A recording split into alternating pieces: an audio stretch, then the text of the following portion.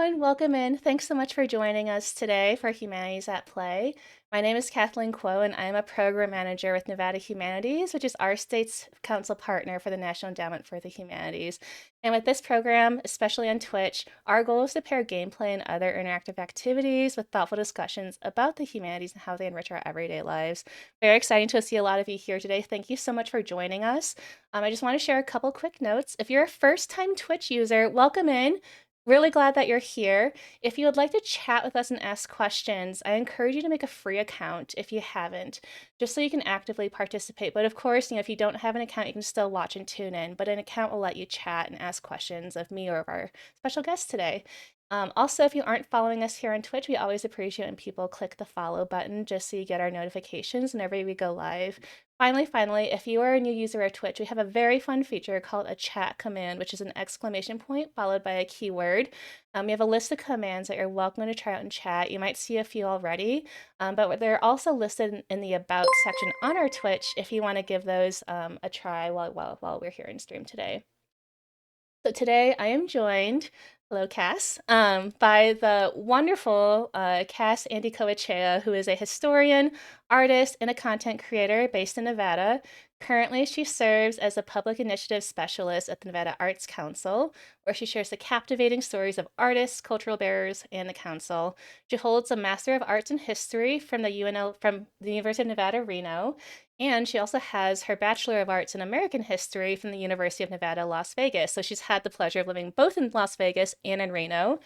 And so her research centers around the death and the mourning culture of the time. By time, I mean Nevada's fascinating boom and bust period, particularly the Comstock region. So if people here are not familiar with the boom and bust period or what the Comstock region is, we have someone who can tell you all about it today during our stream. Finally, as a public historian, she is deeply committed to promoting the humanities, ensuring accessibility, and engaging in community outreach. So happy Nevada Day. Happy Halloween, Cass. How are you doing? Hi, yes, thank you. I'm so excited to be here. Obviously, it's one of my favorite holidays, both because I'm a Nevada historian and, I just tend to love all things spooky. So it's kind of like the perfect day for me. So thank you so much for having me here. And I'm really excited. Yeah, I was gonna know, are those spiders on are those like, what is that, a spider pin? Yeah, it's my little spider lapel pin. I was tempted to put on a little bit of a costume today, but I was like, let's tone it down a bit. Yeah, totally okay. So today I'm really excited. So when I first spoke to Cass, we were sort of, mulling over what to do with one another, and she was actually the one who suggested the game that we're about to play today, and that game is called A Mortician's Tale. And I'm just wondering, Cass, how did you hear about this game? Yeah, so I actually heard about this through Lifting the Lid, which is an international festival on death studies, and it's actually happening next month, so Oh, okay. November 17th through 20th. And if you're interested in what we talk about today and you kind of want to explore more about death studies as a field of research or anything of that sort, then I highly suggest tuning into it. Yeah, I'd never heard of it, so that's perfect. Yeah, please, if anyone wants, like, if you want to re-remember that name, just ask us and we'll stick it in the chat again.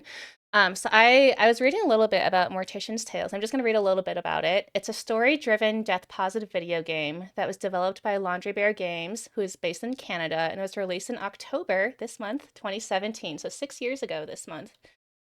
In this game, we're playing the role of Charlie, who is a recent graduate, and Charlie works as a mortician at a mom and pop funeral homes to prepare the bodies of the deceased.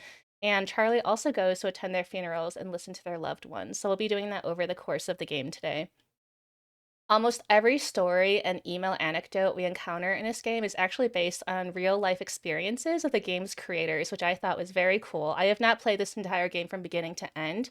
I've only played a little bit, but knowing that made it a lot more interesting after I knew they were based on real stories. The game was greatly inspired by author and mortician Caitlin Doughty, and the death acceptance organization, the Order of the Good Death, which is a death acceptance organization that was founded in 2011. It advocates for natural burial and embracing human mortality. And so Caitlin popularized this term death positive as sort of a play on the term sex positive. I've never heard the term death positive, so this is really interesting for me to learn more about.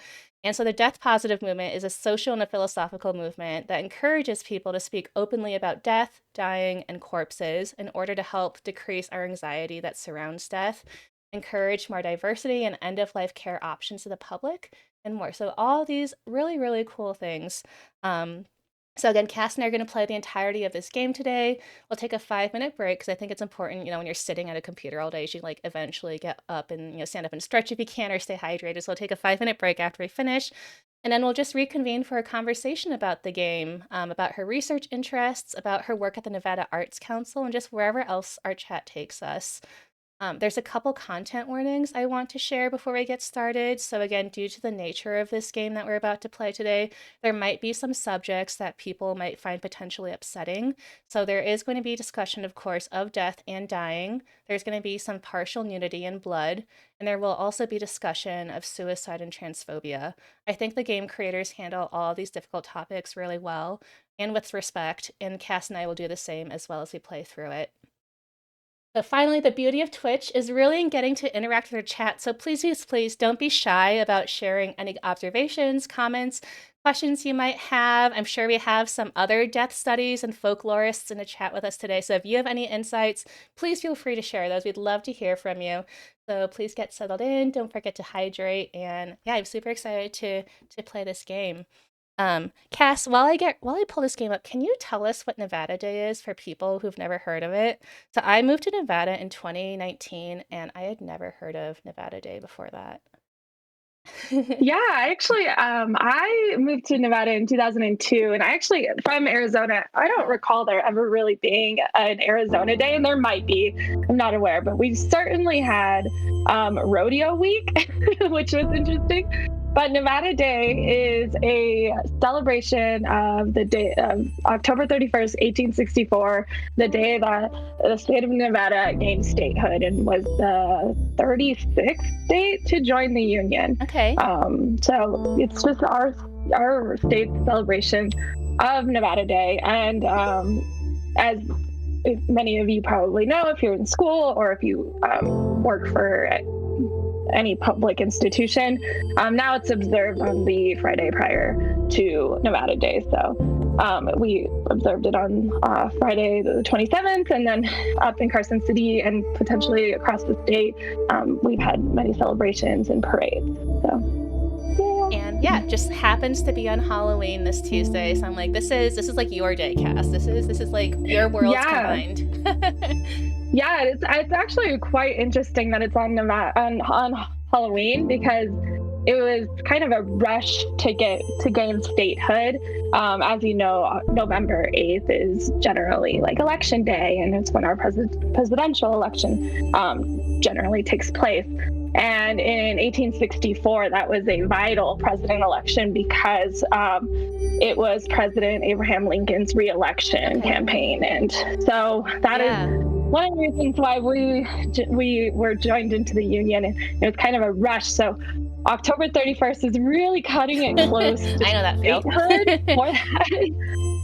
So yeah, fun little tidbit about it. Yeah, no, thank you for sharing that.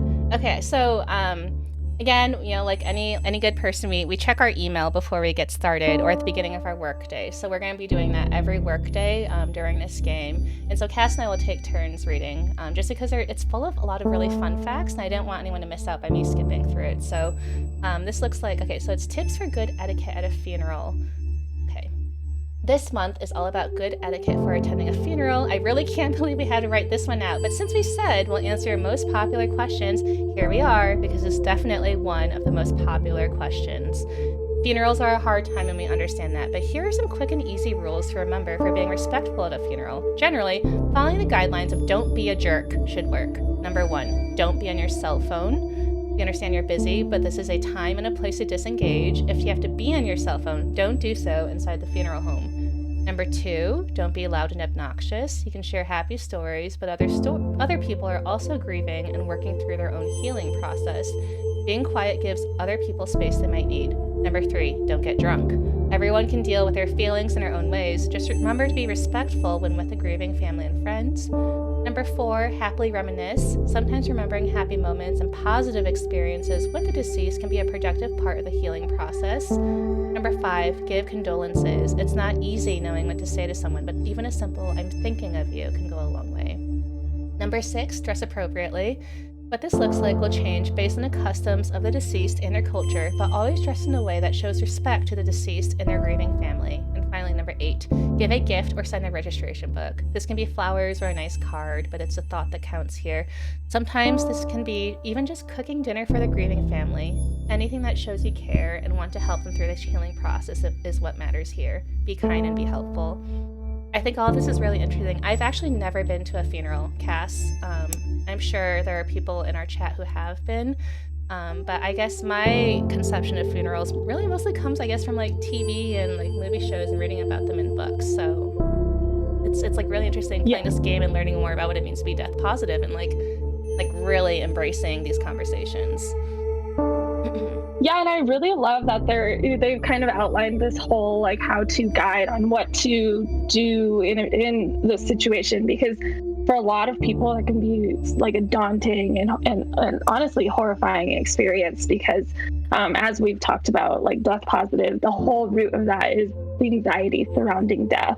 So it's really interesting to see this laid out, and I mean, it's not necessarily something new. There's always been these etiquette guides for how to act and how to properly mourn, quote unquote, or how, what are the social norms in these kind of situations. I didn't even notice until it's pointed out, people pointing out there's no number 7. So there's no number 7 here. Thank you for joining. That's kind of funny. That's interesting. Yeah. I wonder if that's got to be intentional. Okay, so I don't know if you want to read this. There's going to be a lot of reading this game, so bear with us. I think this is from someone close to Charlie. Do you want to read this, Cass? Yeah, so it says, the title is like, "Good luck, you beautiful and smart baby." Love it. Can't skip that. I guess my subject lines to you should start being more professional now that we are business professionals. I can't wait to get your reply so I can see your fancy new email signature. I love that you were able to land this gig straight after graduating. It sounds super cool. I didn't even know mom and pop funeral homes were a thing until now. Guess it's not something I really think that much about. I should look more into this, learn more about your world and industry, because as I said, you are now a very serious professional. Speaking of being professional, my museum gig is amazing. I can't believe someone paid me to move to London, and not London, Ontario, I'm assuming, because it's a Canadian gig. Serial killer capital of Canada. Okay. Not expect that. To work in a museum. Like, take that, everyone who said I couldn't get a job with an art history degree. I'll tell you more about it when we Skype. My stories require you to see my face and that you hear my excellent British accent impersonation. Also, I signed you up for a funeral monthly newsletter. Consider it your graduation gift. I love you. I'm super proud of you. Gifts. Love you, Jen. Okay, this is great. So yeah, I assume, right, this is based on real life. So mom and pop funeral homes are a thing, which is really interesting. And so in our case, ours is called Rose and Daughters Funeral Home. It's run by Amy Rose. So Amy explains to us that, in our office where we are now, we have our cremation station, a cremulator station, embalming station, and of course, our desk and computer area. It's very nice that we got this. Interesting. Okay, and then really quick. Hey, welcome, Charlie. Nice to meet you. My name's Matthew, and I'm mainly going to be the man who delivers the bodies to ya and helps with some of the more heavy lifting. Ever hear that joke about a hearse driver? I'll tell it to you when I come by in a bit. Looking forward to working together. I think you'll enjoy working here. Amy is a sweetheart, but she runs a tight ship. Nothing you can't handle, I'm sure. She wouldn't have hired you otherwise. Cheers and good luck. Hey, so today's tasks. So Matthew should have dropped off our first body for us to work with. Our first body is Mrs. Garcia, an elderly woman who died suddenly of a heart attack. The family has asked for a closed casket funeral, so no embalming or body preparation is necessary. The family seems a little bit more united than previous families we've dealt with. Strange how grief affects people differently. Perhaps having more time to say goodbye makes things a bit easier if that's possible. That being said, although you will not be embalming Mrs. Garcia, I do think it's important to take the time to clean her body. No one is going to see it, but I'd like to encourage my funeral directors to do this out of respect for the deceased and our loved ones. You'll find Mrs. Garcia in a prep room. Okay, I think it's a little bit more. So they're asking for no embalming and a closed casket. So their mother wouldn't have wanted her death to have any negative impact on the environment. Since she fought so hard to beat her heart disease and live healthily, it'd be a shame to have her final moments to be counter to the... I feel like, yeah, this is trying to, again, knowing that these are based on real life experiences of the game's creators, this is really, like, kind of hits close to home. Really, like, emotional already. Okay, so sure thing, we're gonna get right to it. Sheila says, this makes me think of 6 Feet Under. I've never I've never watched 6 Feet Under, but I had friends who loved that when I was in college. Has anyone else seen it? Oh, yeah, I did start watching it. Yeah. I actually really enjoyed it. This is the prep room where you'll prepare bodies for burials and viewings. Because the family has requested a closed casket ceremony with no embalming, you're just going to clean the body, kind of sponge and drag it over the body. Okay, I'm going to note that usually, like, I'm not a horror person. I don't like watching, like, scary things. I'm, like, very squeamish. And I kind of appreciate how, like, you know, when I first, like, thought of this game, I'm like, oh no, like, okay, like, dead bodies, like, I'm a little bit scared, like, I don't know how they're gonna present it, but I think they do so in a way that's not, like, I'm not totally grossed out. And this is also, like, again, totally respectful, and I love just, like, how they, like, treat and discuss, you know, these bodies, and, like, they're people who had very, very real lives, which is really cool. Yeah, I love that they included in the email, like, the reasoning for not wanting an embalming. And I think it's really, like, when you think about the Order of the Good Death, they have they put forth a lot of efforts towards green burials, and they're heavily involved in, like, human composting and just other options for burial in this modern day. So I like that they're just going straight off the bat with that in mind. I only learned about human composting, like, very recently as well. Like, I'm wondering, like, I'm very curious to see, like, what other options are brought up over the course of this game. Yeah, I actually think Nevada legalized human composting this year, I believe. Interesting. Yeah, we'll look into that. So, yeah, I heard the family specifically said no embalming. I thought it was mandatory, like, required by law, but I guess not. You want to read this one? Oh, embalming weirds me out. Do those chemicals leach into the ground? Seems strange to be using a chemical that is known to cause cancer and putting it into the ground like that. Or into the sewer. That's what they must do with the leftover formaldehyde, right? Just pour it down the drain. At least embalming guarantees you won't be buried alive. Ooh. Yeah. Oh, stop it. Don't make me laugh right now. No, I'm not going to laugh. No. It's not, no. Like, nervous laughter. Very, very real fear back in the day. Not sure if that's necessarily a big fear these days. Yeah. Did that happen a lot in the 1800s? I guess during the time period you studied? Yeah. Okay, so when it comes to, like, Virginia City and, like, Nevada, you don't necessarily encounter that as often. But when you're researching, like, you know, the East Coast and more densely populated areas, you do see some of that, and conversations and fears about that, and also fears about, like, the undead and vampires. Okay. It has a lot to do with the types of illnesses that cause, you know, people to go into death or near-death experiences. But at least in Nevada, I have not. At least in the Comstock, I have not encountered anybody who was prematurely buried. But yeah, that's definitely a very real fear. Mm-hmm. I hate wearing pantyhose. My legs are so itchy, but it's always so cold in these funeral homes. I think I might actually miss the sweater she used to knit for me now. Oh, We usually don't small talk a lot at these things. At least that's what I was always taught. interesting. She would have hated these paintings. She was so particular. Yeah, at least she doesn't have to see them, I guess. That's... yeah, I guess. Okay. In chat, Anger Asher said, I'd be shocked if they disposed of formaldehyde down a drain and slightly considered hazardous waste and has special disposal requirements. Yeah, I bet it does too.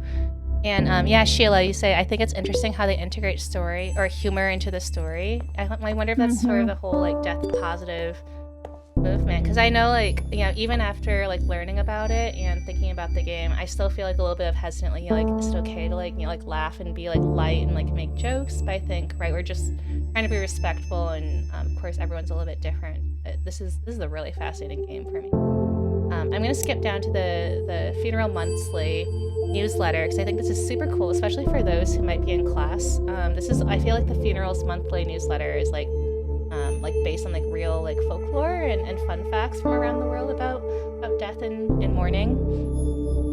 So what to wear when you're attending a funeral from a different culture. We all know everyone wants to be respectful at funerals. Don't talk too loudly, be kind, smile, refrain from making inappropriate jokes, at least around the grieving family. And a big part of that is knowing what to wear. Roman Catholic funerals tend to lean more to the formal black attire rule, and it works for us.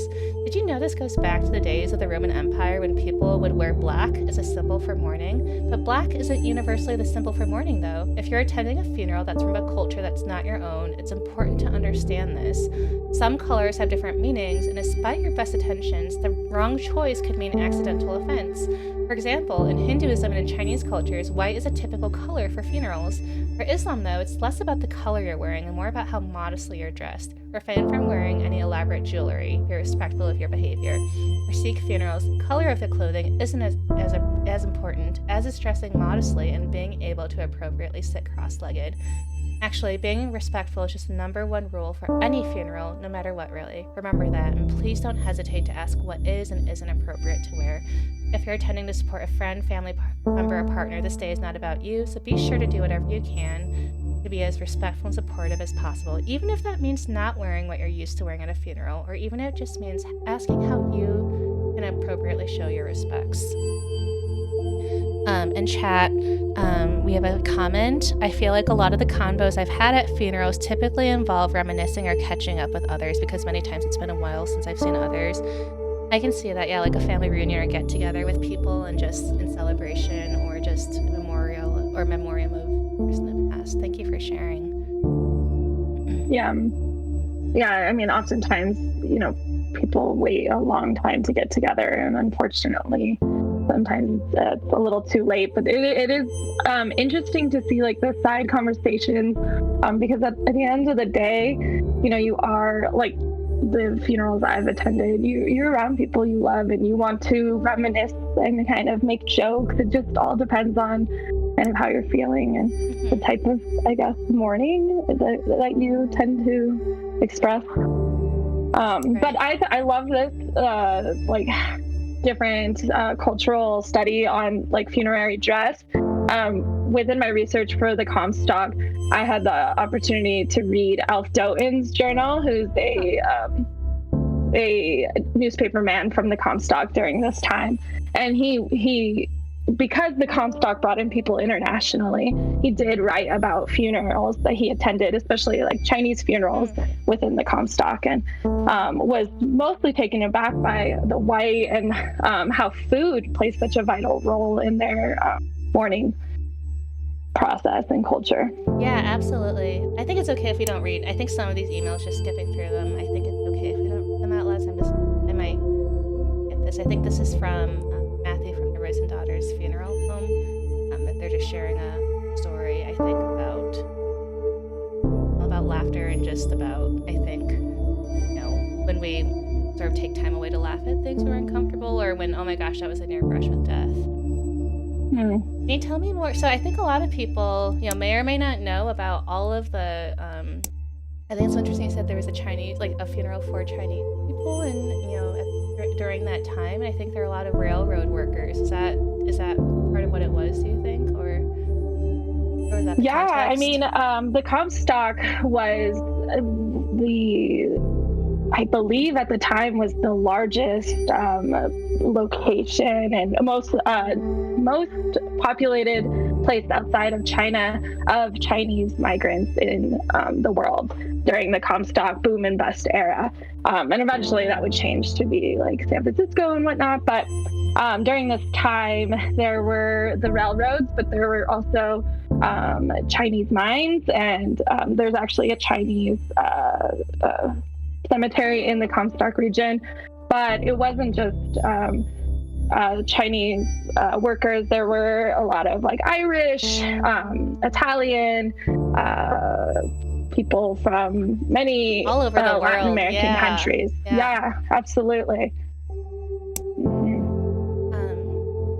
I think this is just from the daughter of the mother whose body that we worked with previously. So it's really nice. We were just talking about this, right? Like, getting family together. So she says, it's nice seeing everyone come out for such a beautiful service. I think they must have heard us talking, because I feel like this touches exactly upon what we were just chatting about getting together at funerals.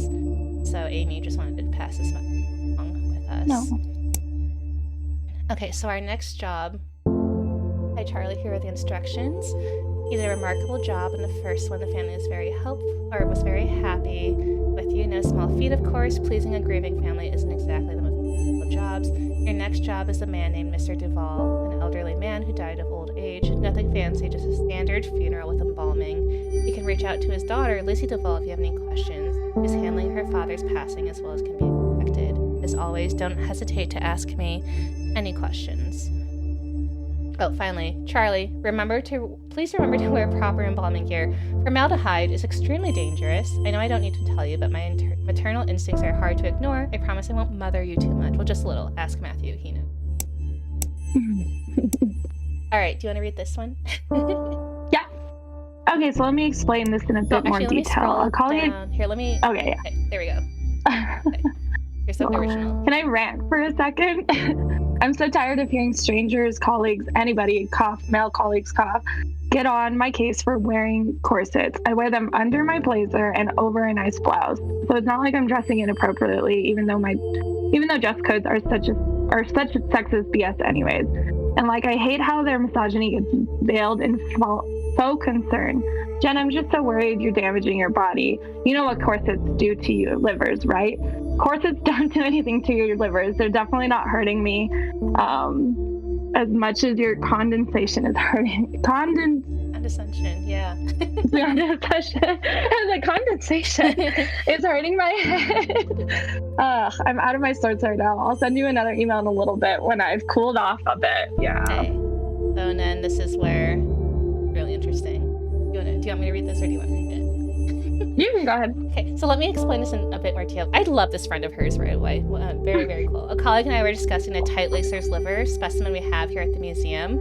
I would be curious. Can someone look up if the London Pathology Museum exists? I'm sure it does, and if so, about if there's a tight lacer's liver, I would be curious to know. It's from a woman who died in 1907. The liver is tapered inwards from what the daughter leading the autopsy believed was too tight lacing on her corset. It's fascinating because it's kind of a controversial topic. Tight lacing was super popular, and while people associate it with fainting or hysteria, it's actually been associated with visceroptosis, which is when the organs fall to the lower part of the abdomen, which is super unsettling, but can also be caused by being pregnant. So, TLDR, corsets probably messed up some bones, but likely didn't do this kind of internal organ damage. And also, I'm tired of the condescension about my wardrobe that implies I don't know what I'm doing. These are the kinds of things I specifically research, and yet I'm treated like I know nothing about. I'm having a day, Charlie. It looks like the Pathology Museum is real. Thank you for sharing that, Rod. I appreciate that. Yeah, really interesting. Tight lacer's liver. Okay, so let's get on this next. Oops, case. I keep accidentally. They have a on display at the Mutter Museum, a body of a woman who had corseted too tightly. but yeah, I mean, I'm not sure what the story behind that one is, but I was just fascinated by the way her like rib cage was shaped when I saw that. Yeah, it's like foot binding in ancient China, or even like not so ancient, even up to recently. Traditional burials typically require embalming, which preserves the body, prevents it from losing as quickly, unless the family requests otherwise. All traditional burials will use embalming. Okay, good to know. Let's start by cleaning the body. Okay, so this is we're gonna a bit more. We're gonna be using all the tools. Queen Mary's University has a tight lacer's liver exam. Interesting. Oh, interesting. Click on the razor.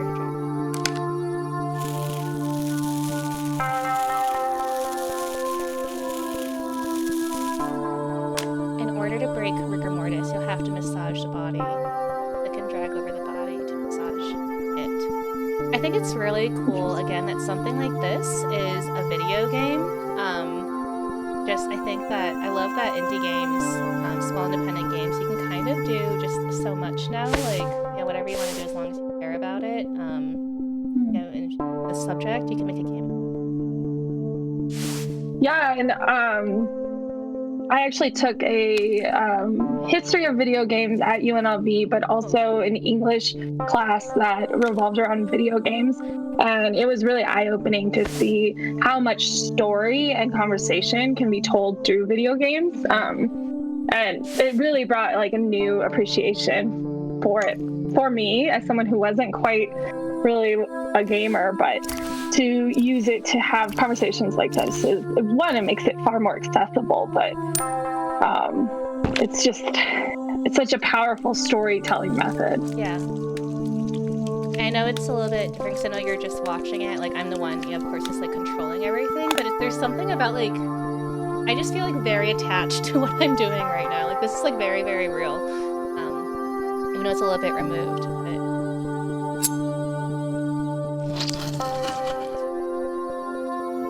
You're definitely a fan of the storytelling aspect of games. Yeah, share in chat if people don't mind. I would love to know like what people's experiences with video games are.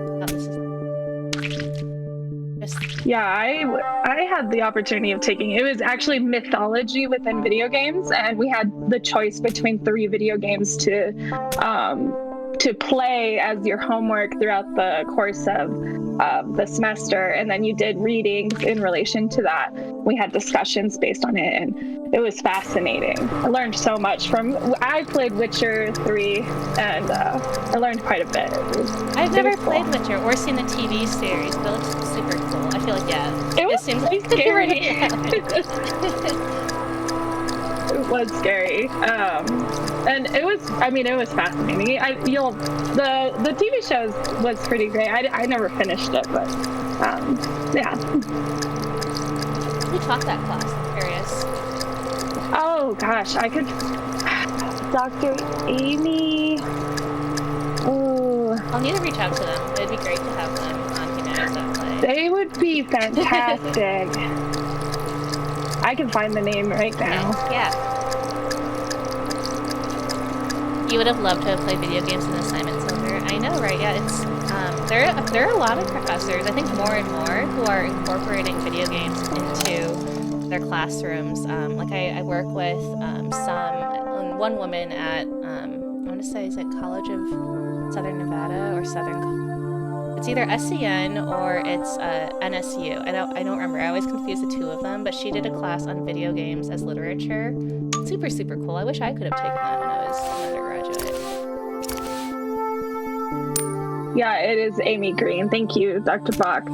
It was really great. And she's written a few books on it as well. It was a fantastic course. I highly suggest it if you're at UNLV to take it. Mike will take care of Mr. Duvall's makeup, dressing, and putting him to attend it.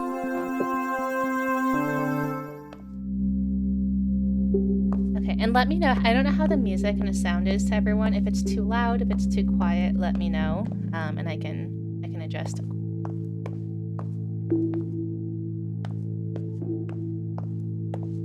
Came out of nowhere. I mean, it always sort of does, doesn't it? Yeah, 1 minute you're laughing, having fun, and then the next poof, the person is gone, just like gone. Yeah, it's weird to think about for too long. Like staring at the sun, I start to feel all fuzzy when I think about it. So weird. Our bodies just stop working like that. Yeah. So strange not seeing most people wearing white. White? Yeah, I think it's different for different family members. I can't remember. I haven't gone to many traditional funerals, so mostly white, but like definitely not red, no matter what.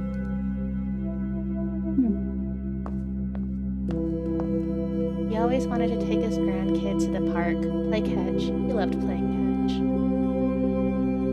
catch. He threw a mean curveball, that's for sure.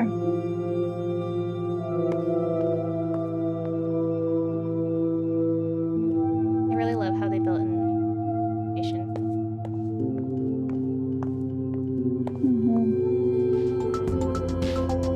Oh.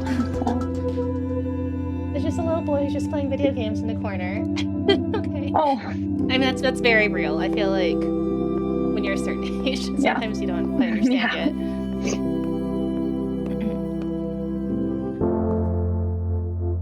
Yeah, that's interesting. Yeah. Video games have the ability to reach an audience that may not usually approach or interact with these topics. Yeah, I feel like, I don't know much about death studies or what morticians do, so I'm really learning a lot, and this is like a nice interactive way to do so. I always talk to people who are like, wouldn't it be great if there was, like a intersection between literature and film?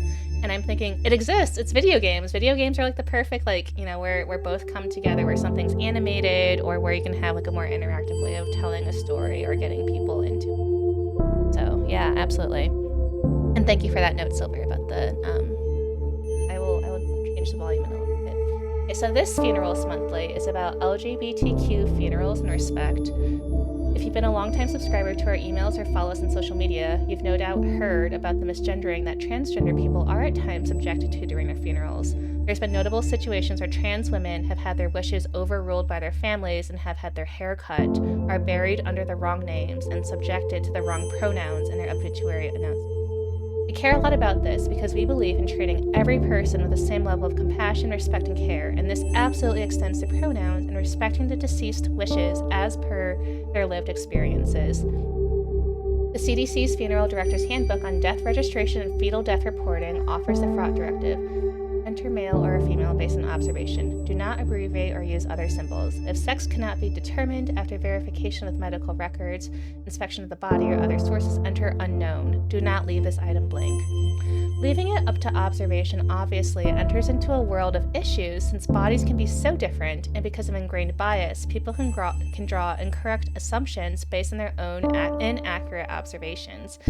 California has passed what is known as the Respect After Death Act, which states that the death certificate must reflect the deceased gender identity as they lived it, so a step in the right direction. People who are trans deserve the same respect in death that people who are cisgender receive. Misgendering in death takes away this respect.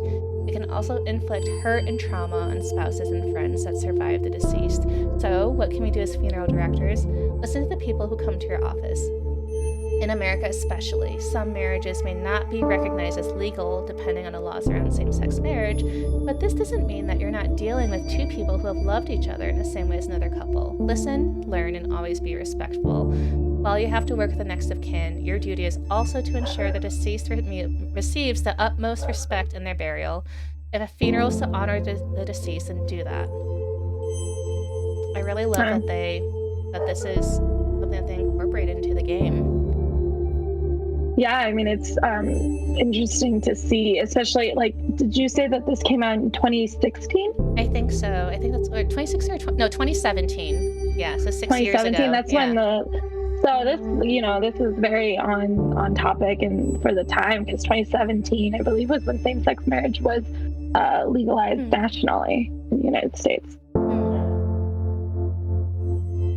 Just another really great example of how video games can have these conversations. Yeah. And also it's an interesting example too that, death and mortality are just like such a like a vital part of everyday life, and to an extent, and the way that we honor people should be the way that they were also that they lived. Yeah, absolutely. Okay, so let me.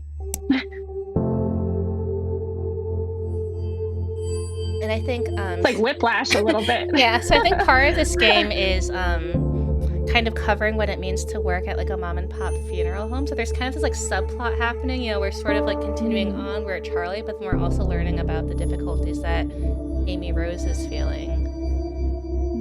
Interesting. Yeah. Should I read this one? I think it's okay if we skim this. I think just for sake of time. So okay. I'll have you read the next one. But yeah, so it seems like Amy doesn't have enough to pay Matthew this week. She feels horrible. And then Matthew sends it to Charlie. Says, yeah, a small mom and pop shop like Rose and Daughters can't compete with guys. Don't tell Amy I sent this to you. This is such like an inner office thing. Like, sent this. Don't tell them I sent it to you. And then, yeah, then he goes and gets food. But I'm like, okay, now I'm a little bit like, oh no, what's gonna happen to the funeral home? Oh man. Okay, this is from our friend. Okay, it's just one email. So I'll let you read this. Okay, meet cutes for death positive cuties. Charlie, I was doing some reading. I know you hate when I tried to give you dating advice, but hear me out. There's this dating site that's specifically for people working in the death industry. Okay, so maybe I'm a little worried for you. You haven't mentioned anybody new since the breakup of 2014, that we will never speak up again after this moment. But you're always saying how tired you get of people being scared to ask about your day. So maybe meeting someone in the industry isn't the worst idea. Just promise me you'll consider it, okay? It's harder for me to make sure you're seeing sunlight when I'm all the way across the ocean. I know you'll look like a babe with pale skin and witchy gothy aesthetic. Oh, and witchy gothic aesthetics are super hot right now, but vitamin D is still a good thing. Mom rant over. I'm going to try it out because turns out people get super scared off when you tell them you work in a museum filled with dead bodies. Do you know how not interesting other people find teratomas? Charlie, I didn't know we were this weird to outside people. I've been spoiled by having a best friend who's as much of a weirdo as I am. Miss you. Let's grab a bottle of wine for our next Skype date. P.S. If you signed up for dead meat, oh my goodness. Isn't that the best name for a death industry dating website? Absolutely. Tinder rules apply. You have to like me if you come across my profile or whatever. I'm not sure how it works just yet, though. Yeah. It's always so hit or miss when you tell people that you study death and dying, and you know, you get one of two reactions. Oh, that's interesting, or oh my gosh, please tell me more. Yeah, I mean, so I can kind of relate. Right? I mean, you must get that all the time, right? I mean, I know, again, so part of your work does involve working at the Nevada Arts Council, which we're going to get in later, I think, after the game. But, you know, of course, what you studied when you were in school absolutely translate to this game and all of your interests outside of that, too. Yeah, it was called, and I wonder if they're in this video right now and watching this, but I was called the witchy one when I was in my master's program. Okay. So. Kind of like when you graduate and it's like the most likely to, or you have like superlatives. You were the witchy one. Most likely to cast a spell on you. Yeah. Love it. Perfect. It's perfect for Halloween. Perfect for Nevada Day. Okay, so here's just, this is really sweet that we get thank you. So, you know, this is just thanking for the work that we did and for the father's funeral. He wasn't always an easy man to get along with, but I'm glad to have seen him off in such a kind way. Amy passes this on. Okay, our next note today's funeral is for a woman who died from breast cancer. Nothing fancy, just a standard cremation. Please don't hesitate to ask me if you have any questions. So we're gonna cremate someone today. And I'm just going to turn the sound down really quick. Hopefully that. In chat, thank you so much for continuing this conversation about games. I'm like slowly catching up. Yeah. Dead meat is a thing, Silver? Oh my goodness. So it's real. I love it. What?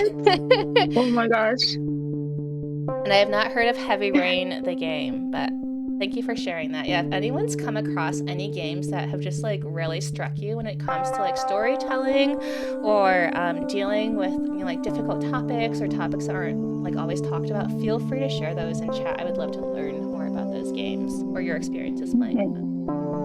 Okay, so before we cremate her, we need to prepare her body.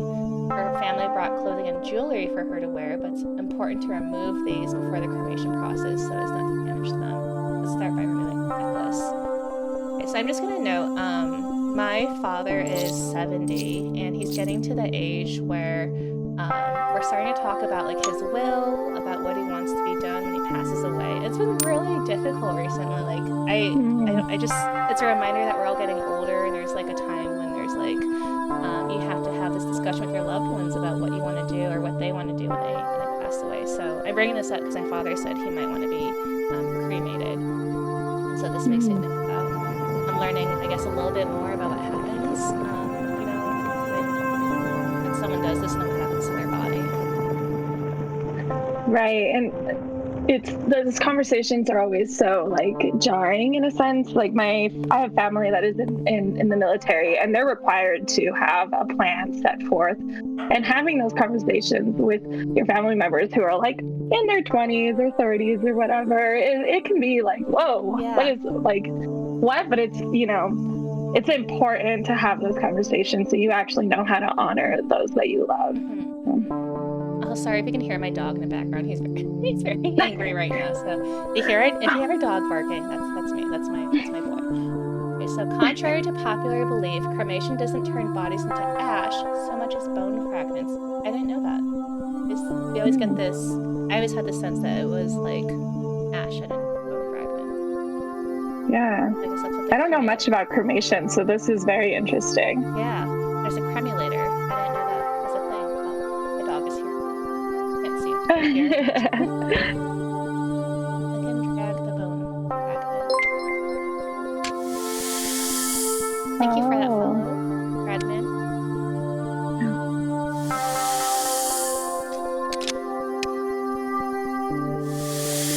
So we process the bone. Okay, so you put the necklace back into the urn.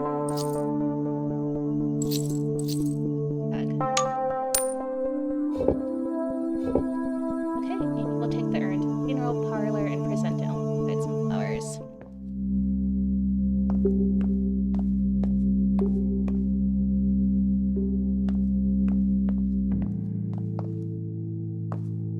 I like how there's all these different types of honoring the dead.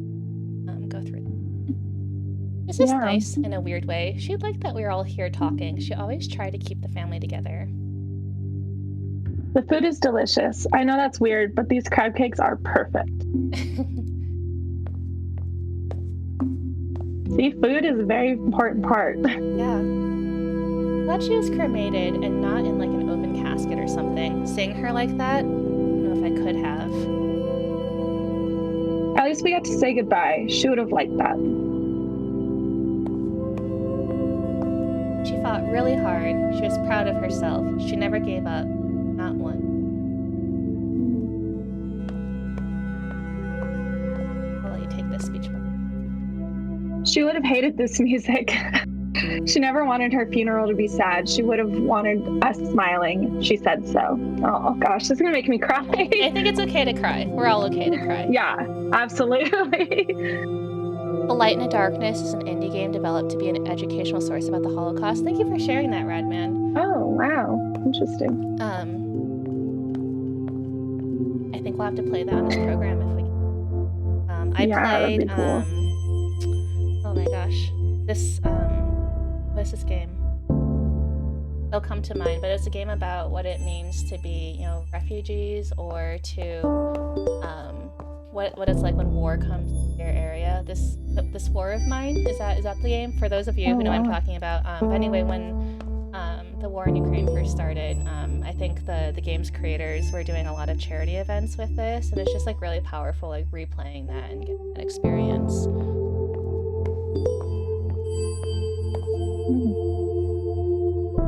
Okay, we'll start with this one. So, news about the future of Rose and Daughter's funeral home. It's with a very heavy heart that I write to let you all know that Rose and Daughters will no longer be in business. I had no idea how to start this email, and resources I Googled told me that would be the best and easiest way to break the ice. Be direct but remorseful, Google said. Truth is, I don't know what to say since my father's passed away. I did my best to make Rose and Daughters warm and friendly to anyone who chose to use their services. It was my memorial to him, the original Rose in a lot of ways. We've all become like family, including you, Charlie, our most recent addition. I'm getting harder to make ends meet, rent's going up, I'm finding less and less like I have the energy for this business. There's a lot of competition from other funeral homes, larger corporations than we are that can take on more business and offer more impressive services. You know the way it goes. So we've been bought, or I sold, either way soon, Hillside Heritage Enterprises Inc., a company that owns many funeral homes in a city and across the country, will replace Rose and Daughters starting from the beginning of next month. Same building, same name. They're keeping the name Rose and Daughters Funeral Home for tax purposes. But honestly, I'm trying hard not to see it as a move on their part to keep up the image that's a family-run business. I don't know how I feel about that, but I also don't know if there's anything I can do at this point either. I've signed the papers. At least my father's legacy is still intact, somewhat. They have a good reputation, and I've agreed to keep you all on. That was one of my stipulations. I would sell, as long as you all weren't without a job. Sorry I didn't tell you in a more personal way. I would have loved to have a company lunch, but admittedly, I didn't have the heart to tell you in person. This was easy. Okay, so our funeral home has been sold to a corporation. I'm curious to see how that's going to impact the game, like forward. Yeah. Oh, we have a very sweet comment in chat. I don't know if you see it. I did. Hi, Mom. Your daughter's wonderful. Oh, thank you. Would you like to read this one? Sure. Keep on protecting Earth with green burials. You've lived your life mindful of the environment, doing your part to reduce pollution and generally help out where you can. So why not continue that even in death? At least that's the thinking for a lot of people who are turning to green or natural burials. Natural cemeteries are becoming more popular. They are focused on a few rules. Mainly, it's that bodies aren't allowed to be embalmed with chemicals that can damage the environment, and bodies must be buried in biodegradable shroud or casket. Not only is this better for the environment, it's also cheaper. At Union Cemetery in Ontario, Canada, a natural burial is just over $1,000. So, better for the people, the environment, and just maybe not so good for big business. Let's not forget, people, this is still a business after all. But really, why go green? Green burials help preserve natural resources, work to reduce carbon emissions, protect the health of those preparing bodies, and restore/preserve natural habitats. Embalming fluids tend to contain formaldehyde, and funeral directors report a higher incidence of leukemia. Going green and not using toxic chemicals for embalming helps protect funeral directors, while at the same time lessening the impact we have on the environment after we're gone. We here at Funerals Monthly think green burials are pretty cool. What do you think? Reply and let us know. I mean, yeah, what do you think? This goes for chat too. Have people heard of green burials? And if you haven't, I'd be curious to know what you all think about, going green and kind of like, would you do that? Do you think it's a good move? How do you feel? Really interesting. Yeah, I mean, I definitely am interested in, learning more and researching about like green burials or natural deaths, especially I live my lifestyle just trying to reduce all single-use plastics, like opting for glass and, trying to do what I can for the environment. But at the end of the day, like it often is, we have to look at businesses to change their practices. And it's interesting that the funerary business is looking towards that and trying to honor people in their death and the way they have lived too. So I think I would opt for that, definitely. Yeah. Okay. For sake of time, there's a lot of emails. Okay, so this is Jen. I love Jen. Love Jen Love. I love you, Jen Love. Love Jen Love. She's been playing a game called Tales from a Crypt Sweeper that's like Minesweeper but way harder. I think that's here. I don't think we're gonna play it, but I like that game.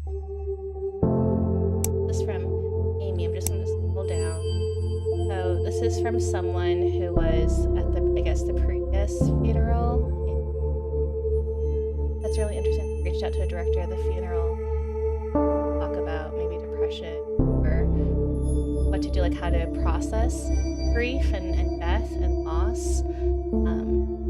I would be curious, Cass, in your classes that you took or in your research that you did, I don't know if you ever talked about, of course you study like, I guess like the very like factual things about, like death studies or, what people do, but do you ever talk about like, just like the very human aspect of it, like Yeah, counseling so or I like, am a yeah. cultural historian. So Hmm. at the very like core of it all, I'm really interested in, what the human like element and how it affects the society Hmm. in total. So at the core, that's basically what's driven most of my studies. So it's different in a sense, like if you're studying like a battle or something, it's much more dates and Right. whatnot. But where I study predominantly like the worldview and ethos of a culture at a given time. I really love it. Oh, So thank you. it's Oh, yeah, no, it's really interesting though because like we saw earlier, there is such a heavy, almost aspect to this kind of line of work, and like there's an emotional baggage to an extent, and it even affects like their dating life. yeah. So it's interesting to see that kind of play out here. Yeah. No, it's just really like, I think I'm going to be doing a lot of thinking after this game. And I really appreciate that.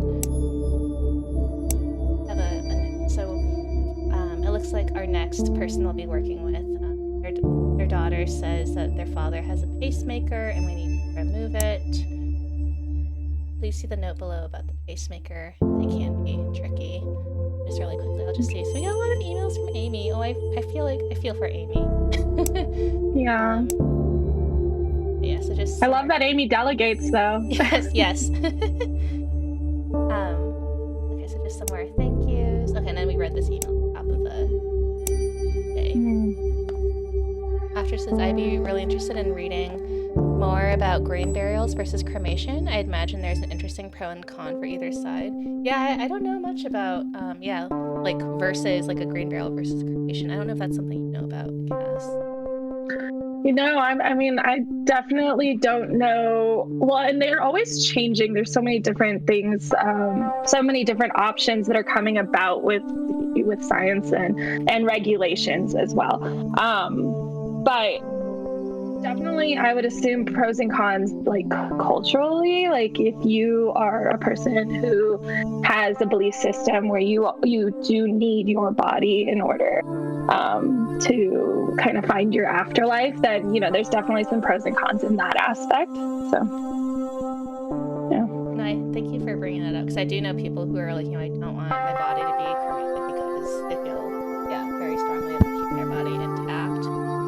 Whereas my dad, he said, he wants his body cremated. And he was like, I don't know if this is legal in Taiwan, but like, I want you to like take my ashes and like scatter them into the river that was behind or next to the house, like my childhood home in which I grew up. And he was like, you can like sneakily do it. You should totally do it. I don't know about the legalities, but that was like, just like, again, hard to like talk about. We had all this, I was chatting with him just a couple weeks ago when I saw him in person.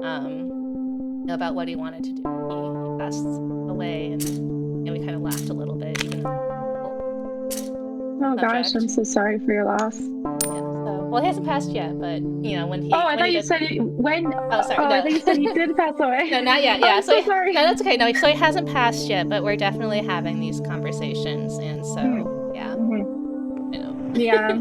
We've talked about that, and we have our grandmother's, my nana's ashes, and we've, as family, have talked about it because I'm not sure if she really gave specific instructions. My mom and dad might be able to give in the chat information Yeah, they're about that. here.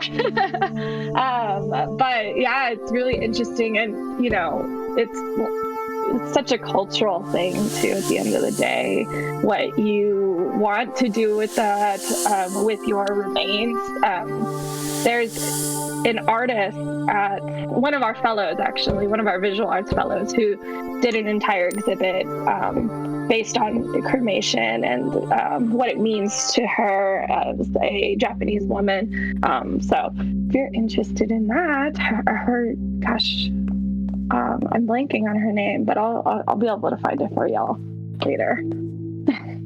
Yeah. Did you ever end up clearing the air with your father? I'll let you. No, we talked a few times, but no, not really. He sounded like a difficult. He was stubborn. That's just it. Stubborn. What do you want to do after this? Pretty nice out. Let's change and go find a patio somewhere. Sounds good. I could really use a beer right now. Hey, did I ever tell you the time we tailgated? I always told him to quit smoking, but of course, he never listened to me. That figures.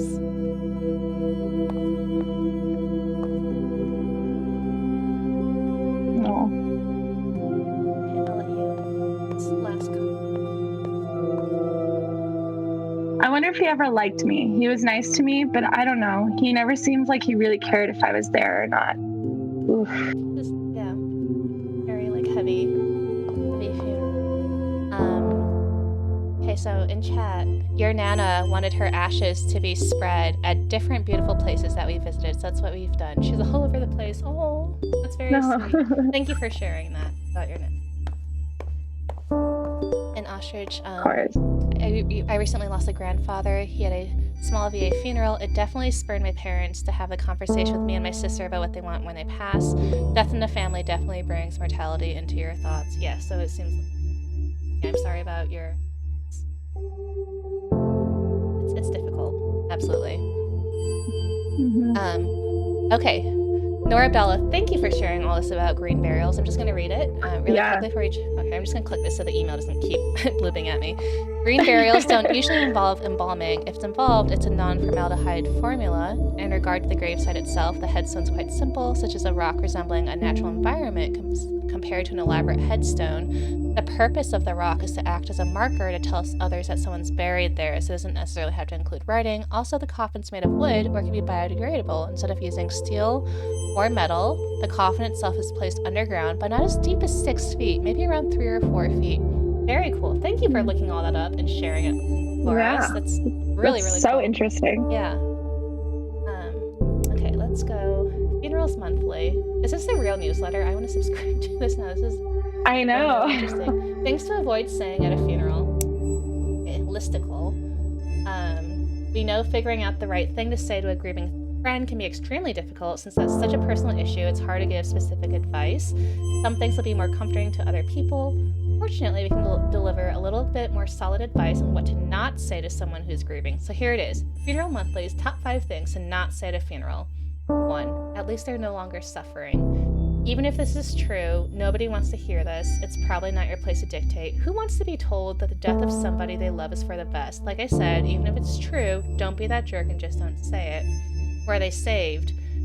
No religious statements. Just don't. Why? Because not everyone agrees with your religious views, and not only is not always comforting, it can also be insulting. 3. They're with the angels now. See above's note. Rinse and repeat. 4. Let me know how I can help. This one's tricky. You want to help, but those in mourning won't always ask for help. If you want to help, suggest specific things. For example, I'm free if you need someone to babysit the kids. Actions are better than passive statements. Cook something for them. Take them to their favorite restaurant or buy tickets to see a movie together. 5. I know how you feel. Even if you think you do, everyone grieves differently. Don't focus this on yourself. Empathy doesn't involve having to commiserate. Sometimes people want to hear your experiences, but don't assume they will. Ask first. For a quicker version of this list that can be applied in any situation, don't say stuff just for the sake of saying stuff. Just say I'm sorry if you don't know what else to say. I feel this. Don't say stuff just for the sake of saying stuff. Sometimes I do that, and I'm trying to be better about that. So, yes. Absolutely. That's great advice. Yes. Would you like to read about mushrooms? Jen, oh man. Love Jen. You hate mushrooms so much. I found the perfect thing for you. My sister hates mushrooms, so maybe this can relate.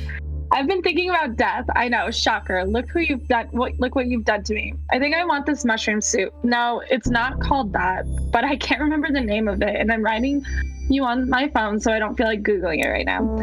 Anyways, the idea is that it's biodegradable suit that the deceased wears. It's made with what people call a biomix, i.e. mushrooms and other microorganisms that help decompose bodies, neutralize toxins in the body, and provide nutrients for the soil. for plants. I think this one company even offers casket liners for use in green caskets. I think this is what I want. It'll just be like Hannibal. Wait, don't tell people I said that, okay? But seriously, it's pretty cool. I love all the death innovation happening. We might as well do something when we're in the ground, you know? Love you. Think about it and let me know your thoughts. I want all your thoughts. If it's not this, then maybe I'll have my ashes made into jewelry. But seriously, I'm probably going to do this. There's no harm in planning ahead, am I right? I've heard of these mushroom suits. Actually, my ex-boyfriend wanted a mushroom suit. And I've talked to other people who are like curious about, you know, like they want to be mushrooms. Cass, I don't know if you've heard of this, Cass. Well, I guess I have to do a lot more research on this. I thought this was very similar to, is this not is not human composting, or is it different? I don't know. Yeah, someone let us know. Is this the same as human composting, or is the mushroom suit a separate thing, right? So yeah. Can't remember the name of it. Don't feel like Googling it. I love that I love that it starts out with, you hate mushrooms, but I found this thing for you. Yeah, very relatable.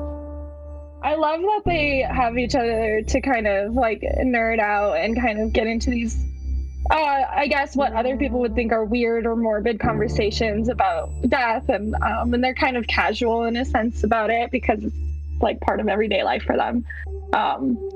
It's cool to see that. I mean, I think everyone needs sort of a bestie who like supports them and like gets them and can kind of like joke around them about things like this. Yep. And again, it's just sort of a thank you for the service. So I just really appreciate that this is part of the game that we get thank yous for all the services. Okay, so this is a longer one. Our son, today, Miss Rose, disregard our son's will as it concerns matters of his burial.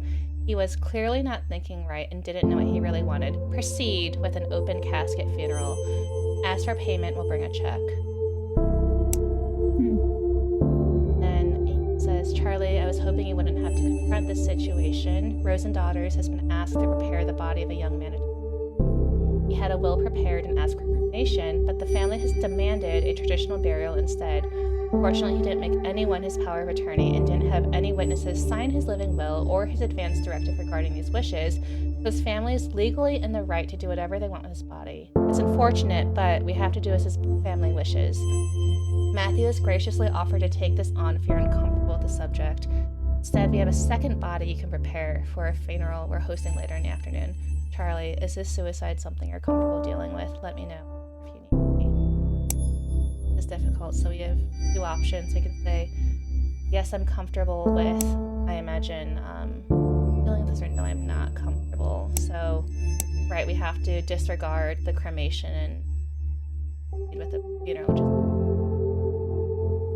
this is hard. Yeah, this is hard, but you know, we've attended all of these funerals and chatted with people, and you know, it sounds as if, you know, you want to do this or they want to do this to console those that are living. But we've attended these funerals, and when they notice like the music is something that doesn't necessarily fit what they would have wanted, they're like kind of taken aback by it. Yeah. So to fully disregard this person's like will and their final wishes, I'm personally not comfortable with this. No, I'm not comfortable either. I would almost hope that, you know, the Charlie, which sounds like it's our coworker, I would almost like wish for the entire like company to kind of be like, we don't have to take your business, but you know. Yeah, I'd be curious to know what other people in chat, you know, how you would feel, right? Because on the one hand, right, it's business, but on the other hand, it's like, it's so nice that Amy's like, you know, if you're not comfortable, so we're Charlie, I guess. So we're Charlie, but Matthew, who is the other director, Matthew says that if we don't want to, they'll take care of the second body.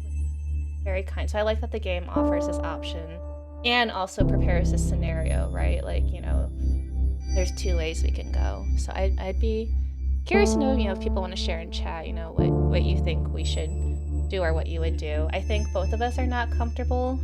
You know, if I did a second playthrough of this game, I would probably choose this option to see what happens. Mm-hmm. But yeah, this is really difficult. But very real. It's also interesting.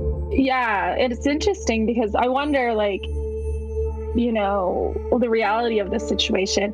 Would a mortician actually have this option to avoid, taking something like this on? And this goes back to like the Tinder thing that, this is a difficult job, and they're faced with difficult situations as well. Right.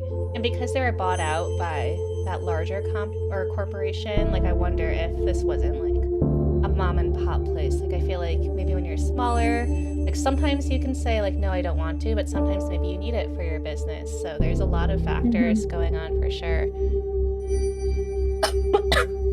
Yes, so we're sure you're not comfortable. Thank you. Let's say we're not comfortable. Yeah, I think I'm not comfortable, but again, I'm glad that the game creators have provided this scenario. Definitely. Okay, so I don't know anything about this person, I guess. This is the alternate option. The deceased body, or deceased's family ask for a casket funeral. Let's start by cleaning. Yeah, I like that they give the option to not be comfortable with it. Although funny is not the right word, but it is very odd. Like in every case, like when I've known about someone and like they are and more about the family, I just felt very close, and I'm just like, now I'm just kind of going through the actions because I don't know who Mrs. Rossi is. I don't have this like same like feeling that I had for the other people we were working with. It's really interesting. I would imagine that after kind of going through and being like confronted with that situation, it's almost like we're almost like going through the haze and going through the motions and thinking about that other person. And we're kind of being forced to kind of go through what it would be like to be Charlie in this situation. Yeah. And so, right, we're a recent graduate, we're a lot newer. I feel like it's kind that Matthew, I guess, is more experienced, and so he's probably dealt with this before, and he's like, okay, I can.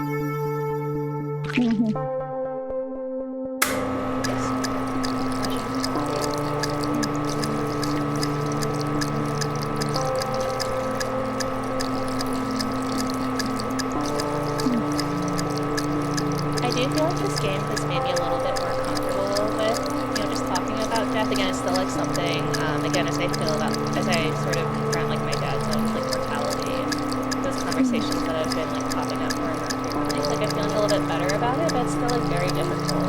I cry very easily, so like it was very, like I felt like I was crying the whole time I was fixing him recently, and hopefully over time I'll get better, but I'm sure it's never easy for anyone who's also had to deal with, similar topics of loved ones, whether it's friends or family, pass or have these conversations about, when they're no longer among us.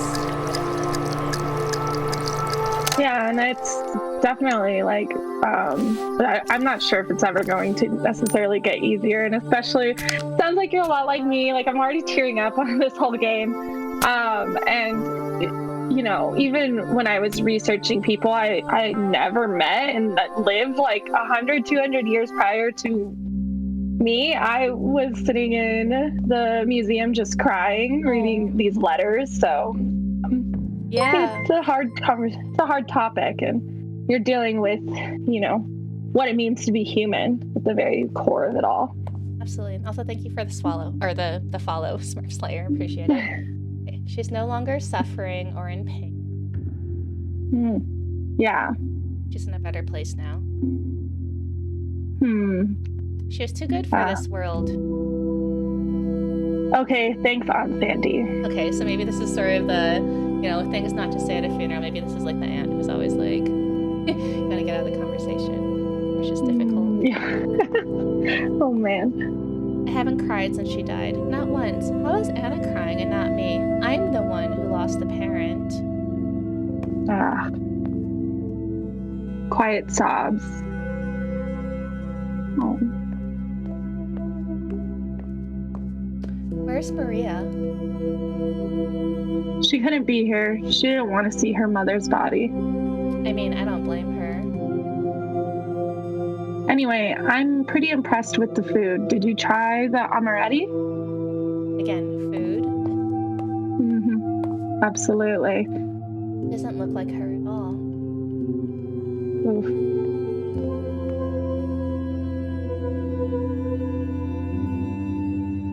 I am curious, what happened at the other funeral you were uncomfortable with. I would be, again, I think I'm gonna do like a second playthrough or look this game up on YouTube, which if anyone else in chat, if you want to know what happens and you don't want, aren't able to play this game or don't want to, but you want to know what happens, maybe look up like a Let's Play or a walkthrough on YouTube to find out what happens. Oh boy. Okay, so we've been bought out. So Hillside Heritage Enterprises, there's a number of changes. They're going to send out a memo. We expect them to be followed impeccably. And I just see this subject line. I'm already thinking like, oh no. Oh no. Oh no. Okay. That's how you'd be with your coworkers. Like, what is happening? Right. Okay, so we'll skip this, but yeah, so it looks like Matthew's very upset.